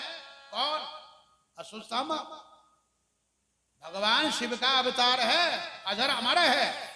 8 चिरजीवी हैं, अश्वत्थामा, बलिर्व्यासो, हनुमान, विभीषण, परशुराम, कृपाचार्यो, मार्कंडो, अष्ट चिरजीवना। ये 8 चिरजीवी हैं। अश्वत्थामा चिरजीवी है, आज भी है, उसका तो मरण है ही नहीं। उसकी जो मणि थी उसको निकाल लिया गया और उसका अपमान करके छोड़ा गया, परंतु उसको फिर दोबारा ही क्या बड़ा ही कष्ट हुआ, दुख हुआ। परंतु उसने दूसरा बाण ब्रह्मास्त्र फिर चला दिया और वो दूसरा बाण चलाने पर कहां छोड़ दिया? उत्तरा जो अभिमन्यु की पत्नी थी, अर्जुन का बेटा था। कौन? अभिमन्यु। और अभिमन्यु की पत्नी कौन थी? उत्तरा, जो 16-17 साल की आयु में ही महाभारत के अंदर वीर गति को प्राप्त हो गए थे। कौन? अभिमन्यु। चक्रव्यूह की रचना में गुरु द्रोणाचार्य जी ने जो चक्रव्यूह की रचना की थी, तो विस्तार नहीं करते हुए, तो वहां पर उनकी पत्नी उत्तरा थी, उत्तरा गर्भवती थी और उत्तरा के गर्भ में वो धनुष छोड़ दिया। जब वो बाण गर्भ में जाकर के लगा तो उत्तरा विलाप करने लगी और वो किसी के पास में नहीं गई, सीधी द्वारकाधीश के पास में आई। हे द्वारकाधीश, रक्षा करो, त्राही मां, त्राही मां। जब भगवान की शरण में गई तो भगवान तो अंतर्यामी है, सब जानते हैं। यहां पर दो मत आते हैं कि उस ब्रह्मास्त्र के द्वारा वह जीव वहां पर समाप्त हो गया था, परंतु भगवान की कृपा दृष्टि से पुनः वो क्या हुआ, जीवित हो गया। भगवान ने उत्तरा के गर्भ में प्रवेश किया। बहुत सी जगह ऐसा आता है कि उस ब्रह्मास्त्र की से उनने रक्षा की थी, इसलिए तो उनका नाम परीक्षित है। क्योंकि भगवान का दर्शन तो माता के गर्भ में ही उन्होंने कर लिया था। जो माता के गर्भ में दर्शन किया, उसी दर्शन के लिए जीवन भर भटकते रहे, इच्छा करते रहे कि मैंने मां के गर्भ में जो झांकी निहारी थी वो तो नजर नहीं आ गई, वो कहां है, वो किधर है, वो परमात्मा कहां है। जो परीक्षित सभी की परीक्षा में लगा रहा जीवन भर, तो उसी का नाम क्या पड़ा, परीक्षित। भगवान ने वहां उनकी रक्षा की है। समय आने पर उनका क्या हुआ, जन्म हुआ है। यहां जन्म होने के बाद में फिर आगे की कथा आती है, जो कि गर्भ में परीक्षित की भगवान ने रक्षा की। फिर स्तुति युधिष्ठिर आदि ने स्तुति की, कुंती के द्वारा भगवान की स्तुति, और कुंती के द्वारा युधिष्ठिर के द्वारा, कुंती के द्वारा स्तुति की है, युधिष्ठिर के द्वारा भीष्म जी के पास जाना। जो गंगा पुत्र भीष्म बाणों की शैया पर पड़े हुए थे और 6 महीने तक बाणों की शैया पर ही रहे, और उत्तरायण जब शुरू हो गए तब उन्होंने अपने शरीर का क्या किया है, त्याग किया है। भगवान कृष्ण महाभारत कराने के बाद में द्वारका चले गए थे, परंतु द्वारका से आए, पांडव कहने लगे कि भगवान हमारे लिए आए हैं। अर्जुन कहता है कि मेरे मित्र हैं इसलिए आए हैं। कुंती कहती है कि मेरा भतीजा है इसलिए आया है। सब अपनी अपनी भाषा बोलते हैं, परंतु भगवान कृष्ण कहते हैं कि मैं किसी के लिए नहीं आया। मैं जो बाणों की सैया पर महाभारत कुरुक्षेत्र के मैदान में जो पड़ा हुआ है, जो इंतजार कर रहा है, और उसने ये प्रण किया था, मैं शरीर का त्याग जब करूंगा जब कन्हैया मुरली मनोहर मेरे सामने हो। भगवान कृष्ण वहां पर आए, पांडवों को लेकर के वहां पर गए। वहां जाकर के भीष्म पिता ने भगवान कृष्ण की 1000 नामों के द्वारा प्रार्थना की है, जिसको कहते हैं विष्णु सहस्त्रनाम। सबसे पहले भीष्म पिता ने भगवान के नामों का उच्चारण किया, 1000 नामों का। 1000 नामों के द्वारा भगवान की प्रार्थना की, विनती की है। वहां पर धर्म शास्त्र, धर्म नीति, राजनीति, जो कि भीष्म जी ने युधिष्ठिर को बतलाई भी है। वहां पर एक प्रश्न भगवान ने भी किया भीष्म जी से कि भीष्म पिता, आप जैसे महारथी होते हुए भी वहां पर सभा के अंदर द्रौपदी का जो अपमान हुआ, ये युधिष्ठिर जी ने और अर्जुन ने प्रश्न किया है, ऐसा कैसे हुआ। परंतु यहां पर पहले भीष्म जी ने भी भगवान से प्रश्न किया था कि भगवान, मेरे को अपने 100 जन्मों की बातें याद हैं, मैंने अपने जीवन में कोई भी पाप नहीं किया। जब पाप नहीं किया तो ये दंड मेरे को क्यों मिला, जो कि 6 महीना तक मैं बाणों की सैया पर ही पड़ा रहा, ऐसा क्यों।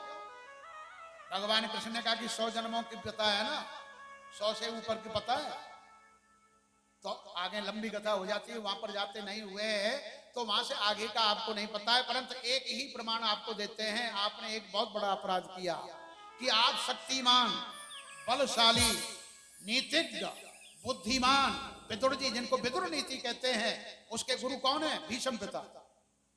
जो उसको नीति सिखलाने वाले हैं, तो कितने नीतिवान थे भीष्म जी, और शक्तिशाली कितने थे। जब इतने शक्तिशाली होते हुए भी आपने गलत बात का विरोध नहीं किया, आप मट्टी के पुतले की तरह बैठे रहे, ये आपने अपराध किया है। उसी अपराध का दंड आपको ये भोगना पड़ा। यही दंड भोगना पड़ा है। तो इस प्रकार भीष्म जी को दर्शन दिया है। भीष्म जी ने भगवान के 1000 नामों के द्वारा प्रार्थना की है और भगवान के चरणों का दर्शन करते हुए वहां से अपने शरीर का त्याग किया, त्याग कर दिया। बोलो बांके बिहारी लाल की जय। तो भीष्म जी का कल्याण हुआ। वो तो पहले भी 8 में बसु हैं। भगवान श्री कृष्ण पांडवों से मिलकर के द्वारकापुरी चले गए। भगवान कृष्ण जब द्वारका चले गए, उनके साथ में अर्जुन भी गया था और अर्जुन वहां से फिर वापस आता है और वापस आने पर क्या होता है, रास्ते में लूट लिया जाता है। किसको? जो यदुवंशियों की स्त्रियां रह गई थी और यदुवंशी आपस में ही लड़ करके नष्ट हो गए थे। भगवान कृष्ण का आदेश था कि इन सभी को, स्त्रियों को ले जाओ जो गर्भवती थी, उनसे ही आगे उनका वंश चला और इनको जाकर के मथुरा में जाकर के क्या करना, वहीं पर इनको स्थापित करना। तो उनको लेकर के अर्जुन आ रहा था। रास्ते में भील मिले थे और भीलों ने उनके आभूषणों को लूट लिया और अर्जुन उनकी कोई भी रक्षा नहीं कर सका। इसलिए समय करे नर ना करे, समय हो तो बलवान। भीलन लूटी गोप का वही अर्जुन वही बाण था, वही गांडीव धनुष था, वही अर्जुन था। उनकी रक्षा नहीं कर पाया। वहां पर आ गए। आने पर धर्मराज युधिष्ठिर ने उनसे पूछा, बड़े उदास थे, पूछने लगे कि आपसे कोई अपराध तो नहीं हो गया, कोई पाप तो नहीं हो गया। परंतु जब उन्होंने बतलाया तो युधिष्ठिर को भी बड़ा दुख हुआ, बड़ा कष्ट हुआ। इधर परीक्षित का जन्म हो गया था, बड़ा हो गया। फिर यहाँ पर विदुर जी महाराज आए हैं। विदुर ने धृतराष्ट्र को ज्ञान दिया है, गंधारी को ज्ञान दिया और उनको ज्ञान दे करके उनको वानप्रस्थ में हिमालय में ले गई तपस्या के लिए। इधर पांडवों को भी वैराग हो गया। धर्मराज युधिष्ठिर ने भी अपने राजगद्दी को सौंप दिया। किसको? अपने बेटे को। बेटा यदि योग हो जाए, अपने घर की जिम्मेदारी सारी उसको क्या धीरे धीरे सौंप देनी चाहिए। बेटा संभाल, बहुत मालकी कर ली, अब क्या करना है, ये धीरे धीरे त्याग करना चाहिए। और ये तो बड़े भाग्य की बात है जो कि कल्लू पंडित कालू राम जी और जो कि सुनील जी, जो कि श्रीमद् भागवत की कथा, और वो भी किसमें, ये कोई साधारण बात नहीं है, ये पूर्वजों का आशीर्वाद है। क्योंकि हमारा भी मन बहुत ही, जो कि अंतर्यामी भी कह रहे कि पंडित जी वो कथा उन्होंने फोन भी किया, मैं जब घर ही था। बहुत सौभाग्य की बात है। ऐसा कोई मैं मौकी प्रशंसा नहीं कर रहा हूं, पर जो यथार्थ है वो तो बोला जाता है। तो भगवान की कृपा से, वो भी शादी के अवसर पर श्रीमद् भागवत की कथा, तो ऐसे हुई भगवान की कृपा से। वहां पर उनको वैराग हुआ और वैराग होकर के परीक्षित को राजा बना करके वो भी हिमालय में तपस्या करने के लिए चले गए और अपने शरीर को जो कि जला करके भगवान के धाम को प्राप्त हो गए। बोलो बांके बिहारी लाल की जय। बोलो राधे राधे गोविंद गोविंद राधे राधे राधे गोविंद गोविंद राधे राधे राधे गोविंद गोविंद राधे राधे राधे गोविंद गोविंद राधे राधे राधे गोविंद गोविंद राधे राधे राधे गोविंद गोविंद राधे राधे राधे गोविंद गोविंद राधे राधे राधे गोविंद गोविंद राधे राधे राधे गोविंद गोविंद राधे राधे राधे गोविंद गोविंद राधे राधे राधे गोविंद गोविंद राधे। मीठी मीठी ताड़ी बजाते हुए सभी नाम का उच्चारण करेंगे।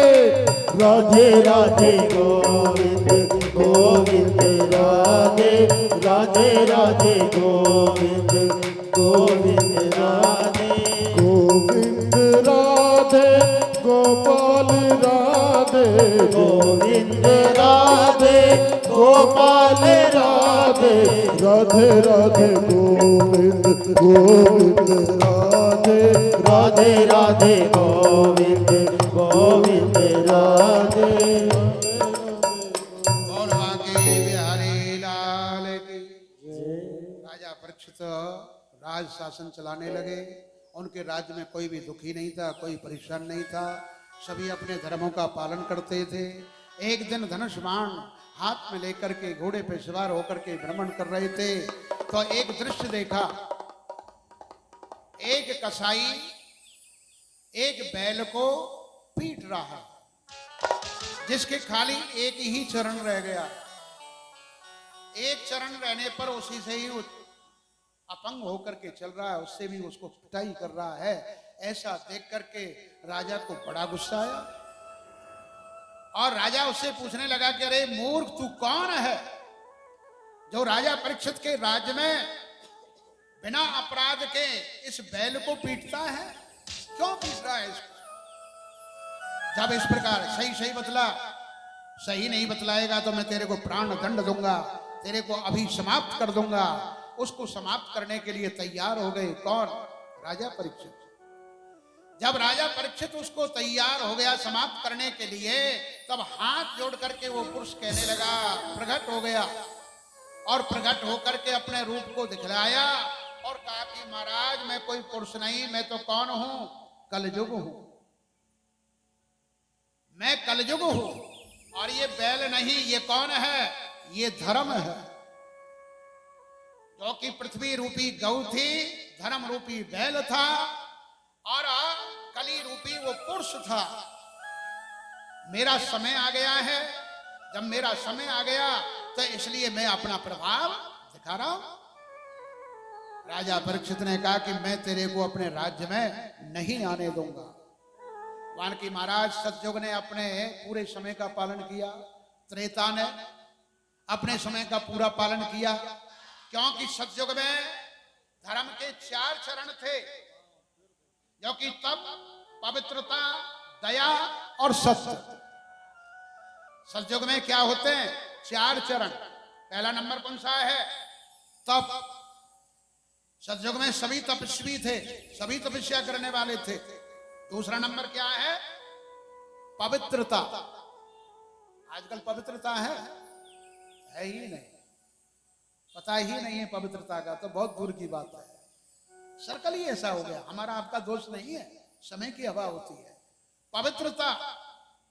तीसरा नंबर दया और चौथा नंबर सत्य। 3 चरण नष्ट हो गए। क्या चला गया? सब चला गया। पवित्रता नष्ट हो गई। दया है, दया आदमी मरा पड़ा रहता है, मुंह फेर करके चले जाते हैं, कहां है दया? दया नाम की चीज नहीं रही, दया चली गई। पर सत्य, एक सत्य का जो अंश है वो तो है। सत्य एक चरण रह गया है। ये 4 चरण होते हैं। सतयुग में क्या थे? तप भी था, पवित्रता भी थी, दया भी थी और सत्य भी था। त्रेता में क्या रह गया? क्या चला गया? तप चला गया। फिर क्या रह गया? पवित्रता रह गई, दया रह गई, सत्य रह गया। द्वापर में 2 चरण चले गए। क्या चला गया? तप चला गया, पवित्रता चली गई, क्या रह गया? दया और सत्य रह गया। और कलयुग में दया भी चली गई, क्या रह गया? खाली सत्य रह गया। तो इसी प्रकार ये 4 चरण थे। तो 4 चरण जब रह गए तो ये धर्म का रूप है। ऐसा कहने पर अब राजा परीक्षित कहते हैं कि जो भी हो, मैं तेरे को अपने राज्य में प्रवेश नहीं करने दूंगा किसी हालत में। अब यहां पर प्रलोभन देता है कौन? कलयुग। कलयुग कहता कि महाराज आप मेरे अंदर बुराइयों को ही देख रहे हो, परंतु मेरे अंदर भलाई भी कितनी है वो नजर नहीं आ रही है आपको। कोई कितना भी बुरा आदमी हो, परंतु उस बुरे में भी क्या होता है? एक अच्छा गुण भी होता है। वो मन को महसूस होता है कि यार ये बात तो इसमें सही है, और तो सारे इसमें बेकार हैं, पर ये बात बड़ी जोरदार है कि इसमें कितने भी गुण हो, परंतु एक अवगुण भी होता है। तो आप मेरे अवगुणों को तो देख रहे हो, परंतु मेरे अंदर गुण क्या है वो नहीं नजर आ रहे। गुण क्या है? वेद व्यास जी कहते हैं कि सतयुग त्रेता द्वापर ध्यान यजन फल योग और सो फल पावे कल युगा कीर्तन कर है सो। जो कि सतयुग के अंदर तपस्या करने से, ये सारा सत्य का धारण करने से, दया करने से, और जो कि पवित्रता धारण करने से जो पुण्य मिलता था, त्रेता में 2 चरणों के कर्मों से जो फल मिलता था, द्वापर में दया और सत्य के द्वारा जो फल मिलता था, और कलयुग में तो खाली क्या है? नाम का आधार है। भगवान के नाम को भी आप श्रद्धा से ले लो, प्रेम से ले लो, तो उसमें ही क्या है? जीव सदगति को प्राप्त हो जाता है, उसका उद्धार हो जाता है। रामायण में भी कहता है कलयुग केवल नाम आधारा। बोलते हैं कि नहीं? कलयुग केवल नाम आधारा,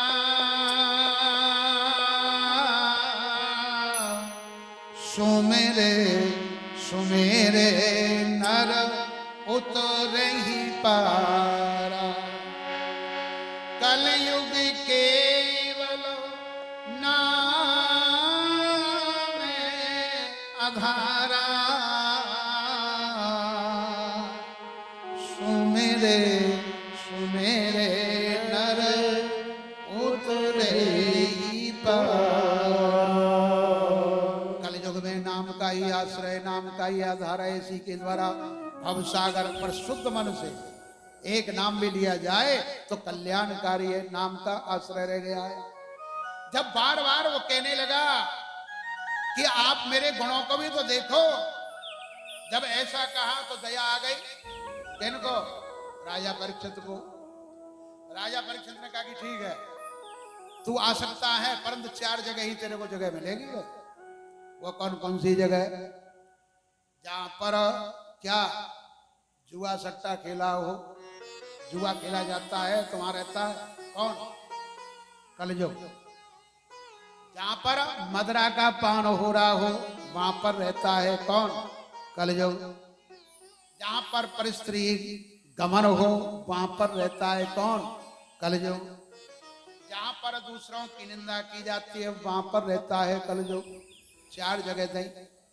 कलयुग ने फिर प्रार्थना की, महाराज ये तो जगह थोड़ी है और थोड़ी सी बढ़ा दो। मान के और बढ़ा दे, थोड़ी सी और बढ़ा दे, 5वीं जगह और दे दे। वो 5वीं जगह क्या? स्वर्ण सोना है, वहां भी रहता है कौन? कलयुग। ये 5 जगह उसको दे दी गई। 5 जगह जब मिल गई तो कलयुग धीरे धीरे अपना विस्तार करने लगा। एक दिन की बात है, एक ट्रंक वो जो कि मुकुटों से भरा हुआ था, अपने मंत्री से कहा कि मंत्री इसमें देखो क्या भरा हुआ। तो देखा तो उसमें राजाओं के मुकुट थे। जब अश्वमेध यज्ञ किया था महाराज युधिष्ठिर ने, तो सभी ने भेंट दिए थे ना, अपने अपने मुकुट दिए थे, और वो मुकुट सब ट्रंक में भर के रख दिए थे। जब उसमें देखा तो उसमें मुकुट ही मुकुट भरे हुए हैं। जब देख करके एक मुकुट जो था बड़ा ही सोने का था, हीरों से जड़ा हुआ था, और मन उस पर क्या हो गया? आ गया। ये तो बड़ा सुंदर है। जरा उठाया, सिर पे धारण किया, वह धारण करके कैसा लग रहा? बड़ा जोरदार लग रहा है। तो वही मुकुट धारण कर लिया और उस मुकुट को पहन करके वन में भ्रमण के लिए चले गए। वहां पर समीक नाम के एक ऋषि थे, उनका आश्रम था। वहां उनको प्यास लगी, वे अपनी समाधि में बैठे हुए थे।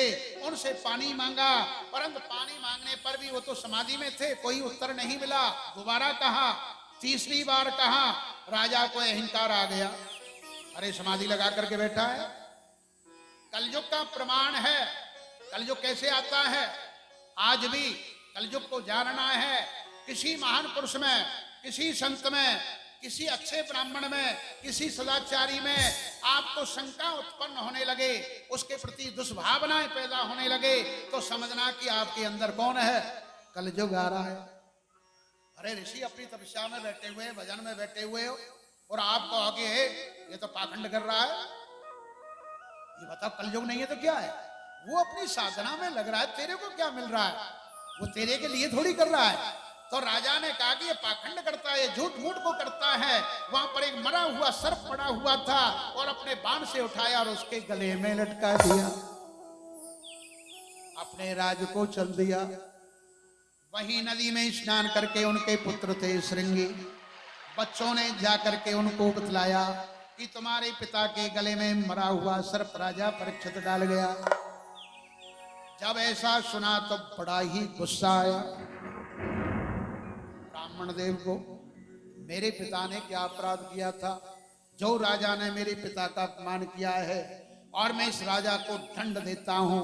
हाथ में उसी नदी के किनारे हाथ में जल लिया और जल लेकर के बोला, जिस राजा ने मेरे पिता का अपमान किया है और 7वें दिन यही सर्प की प्रजाति के तक्षक सर्प इसको डसेगा और उसकी मृत्यु हो जाएगी। श्राप दे दिया। जब श्राप दिया तो समीक ऋषि की समाधि खुल गई। श्रृंगी ऋषि वहां पर आश्रम में आए और ऋषि ने पूछा कि बेटा कहां से आए? श्रृंगी ऋषि रुदन करने लगे, पिताजी बहुत बुरा हुआ। वन की बेटा रोता क्यों है, क्या बात हो गई? श्रृंगी ऋषि को जब पूछा तो श्रृंगी ऋषि अपने पिता को बतलाते हैं कि पिताजी आपके साथ में राजा परीक्षित ने ऐसा व्यवहार किया, परंतु मैंने भी अपने तपोबल से राजा को श्रापित कर दिया है, उसको श्राप दे दिया। पर धन्य है समीप ऋषि को। तो वो कहने लगे कि पुत्रो तुमने ये बहुत बड़ा अनर्थ किया है, बहुत बड़ी भूल की है।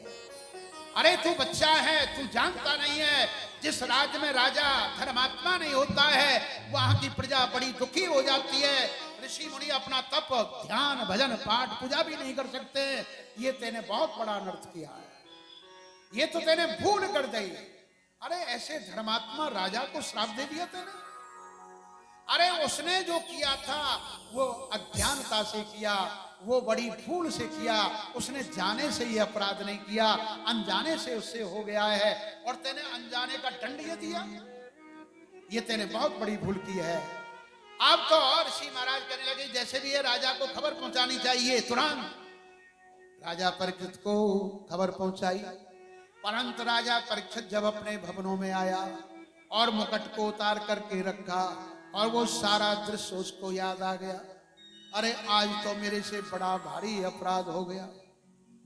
बिना कारण के बिना बात के मैंने एक ऋषि का क्या किया है, अपमान किया है। भूल हो जाए कोई बड़ी बात नहीं है, परंतु भूल याद आए क्या है, बहुत बड़ी बात है।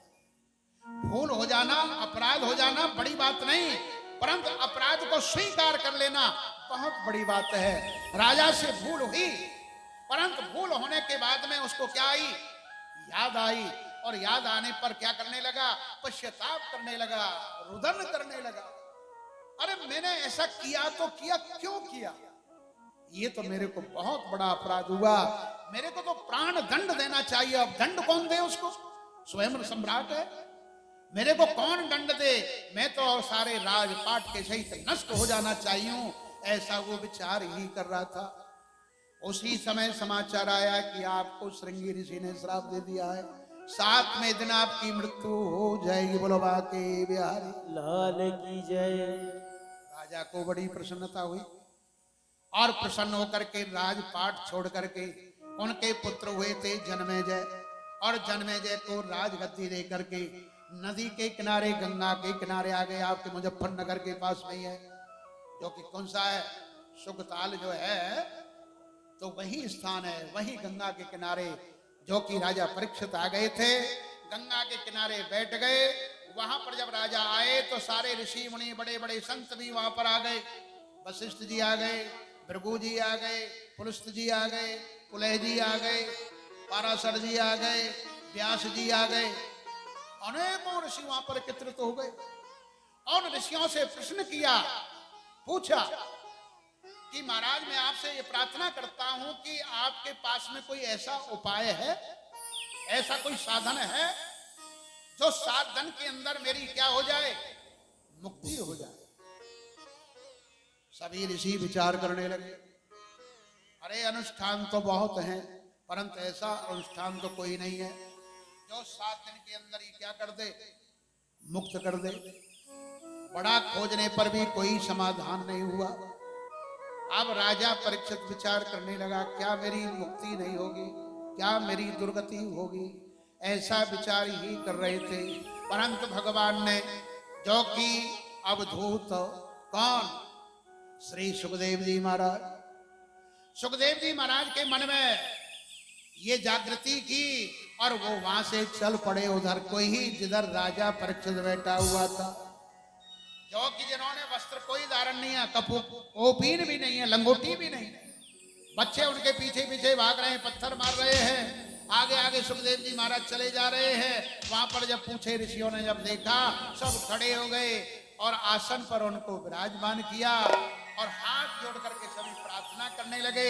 फिर तो राजा परीक्षित को विश्वास हो गया कि अब तेरा कल्याण हो जाएगा। श्री सुखदेव जी महाराज से निवेदन करते हैं कि महाराज आप ही मेरे को मुक्ति दिला सकते हो और कोई नहीं दिला सकता, ऐसी उनसे प्रार्थना करते हैं। और प्रार्थना करने पर राजा परीक्षित से भगवान सुखदेव जी महाराज भगवान की कथाओं का वर्णन करते हैं।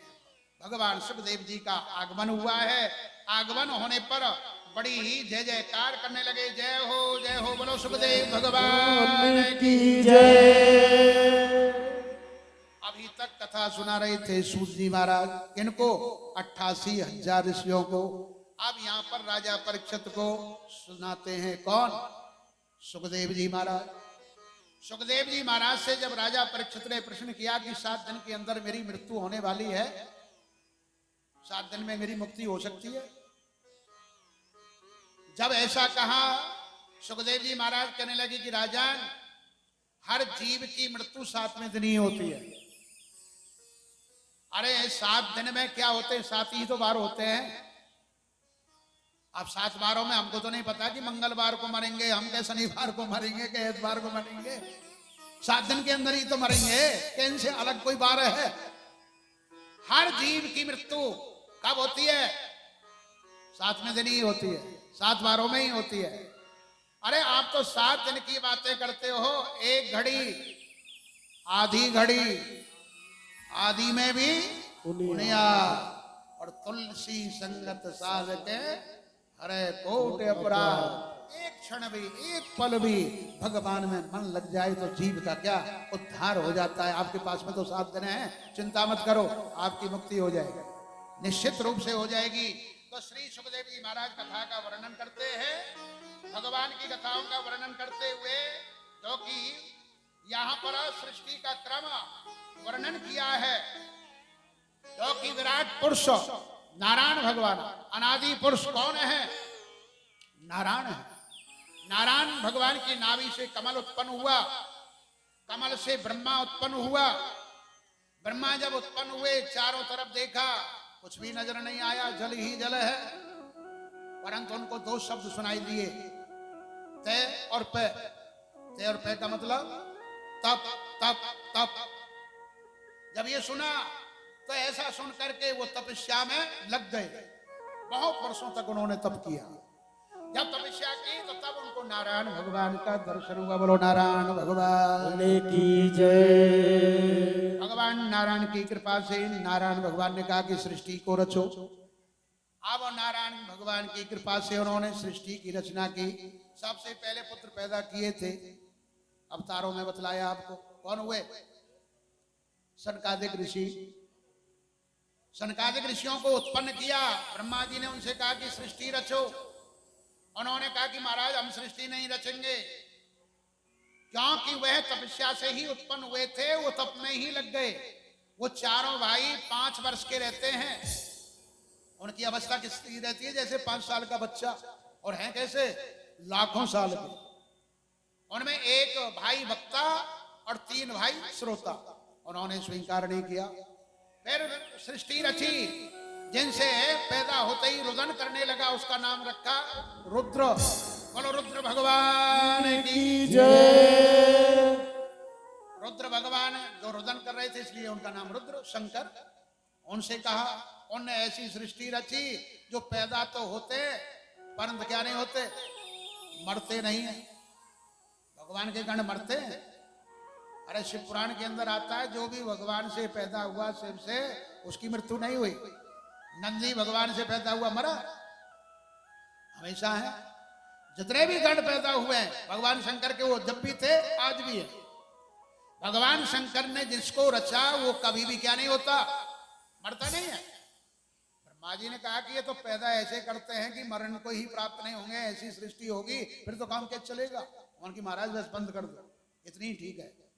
तो जितने पैदा किए उतने ही रहे। फिर ब्रह्मा जी ने 10 पुत्रों को पैदा किया, मरीचि, अत्रि, अंगिरा, पुलस्त, पुलह, त्रितु, भृगु, वशिष्ठ, दक्ष, नारद। ये मन से ही उनको पैदा किया है। उनकी छाया से कर्दम ऋषि उत्पन्न हुए।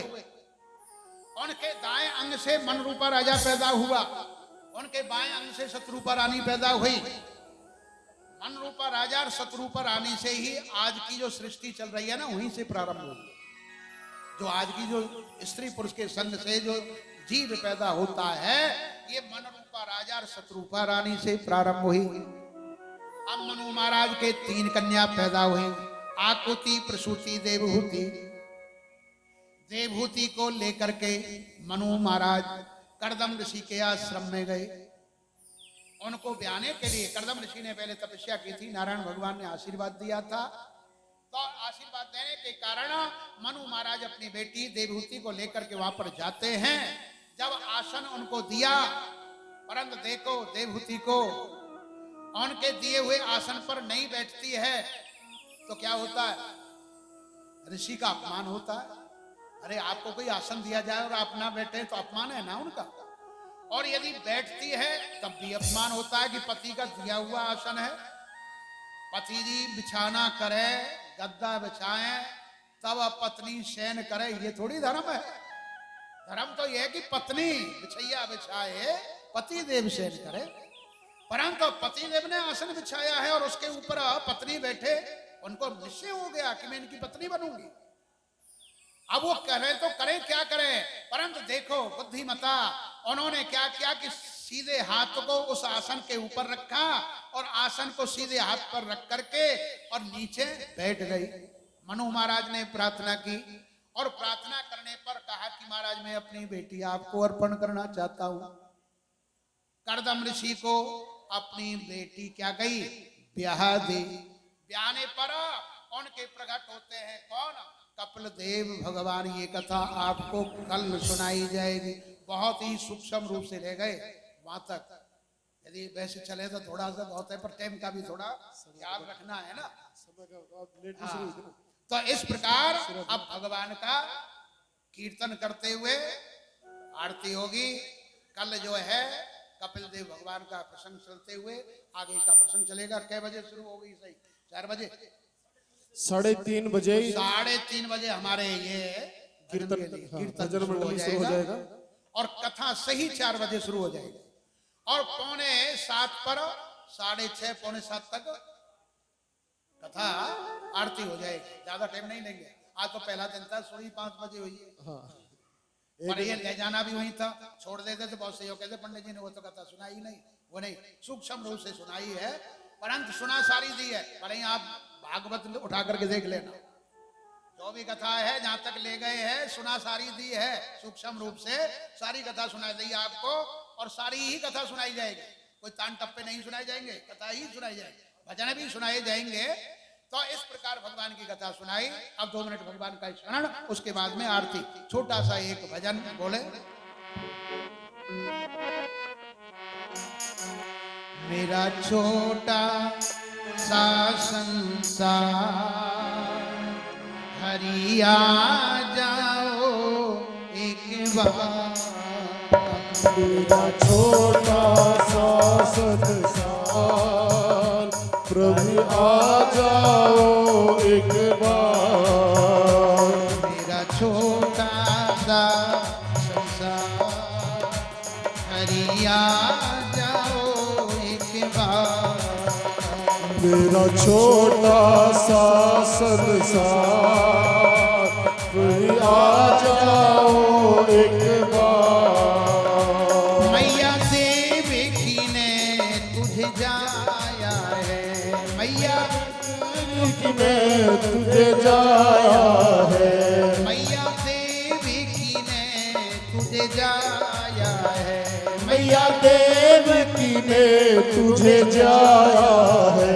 यशोदा के यशोदा के जय। प्राण आधार, हरिया जाओ एक बार।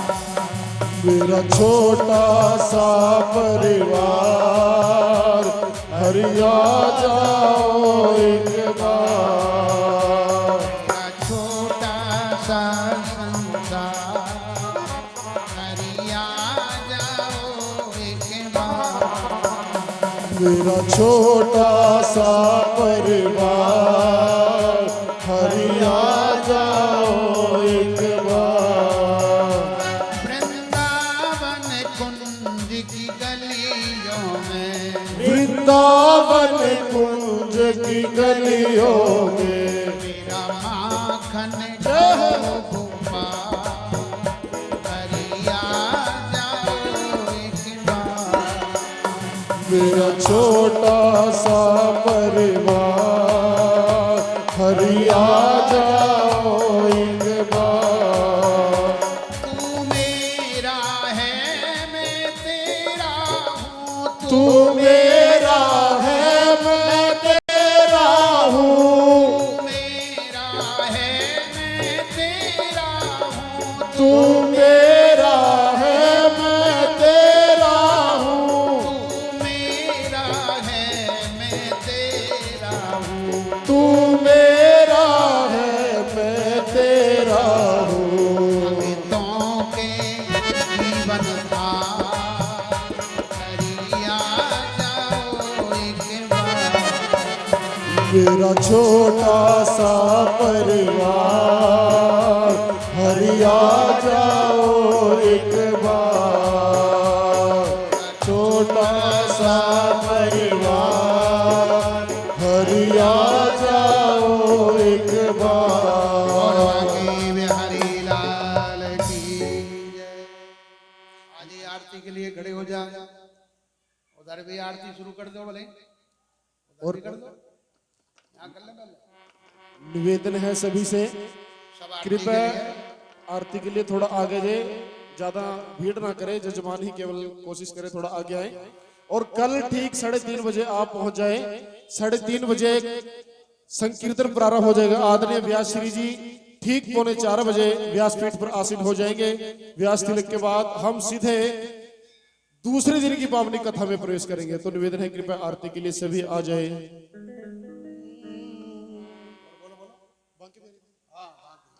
बाके बिहारी तेरी आरती गाऊं, श्री बाके बिहारी तेरी आरती गाऊं, आरती गाऊं प्यारे आपको रिझाऊं, आरती गाऊं प्यारे आपको रिझाऊं, श्री बाके बिहारी तेरी आरती गाऊं, बाके बिहारी तेरी आरती गाऊं, मोर मुकट तोरे शीश पे सोहे, और मुकट तेरे शीश पे सोहे, प्यारी बंसी मुनि मन मोहे, प्यारी बंसी मेरो मन मोहे, देख छवि बलिहारी मैं जाऊं, श्री बाके बिहारी तेरी आरती गाऊं, चरणों से निकली गंगा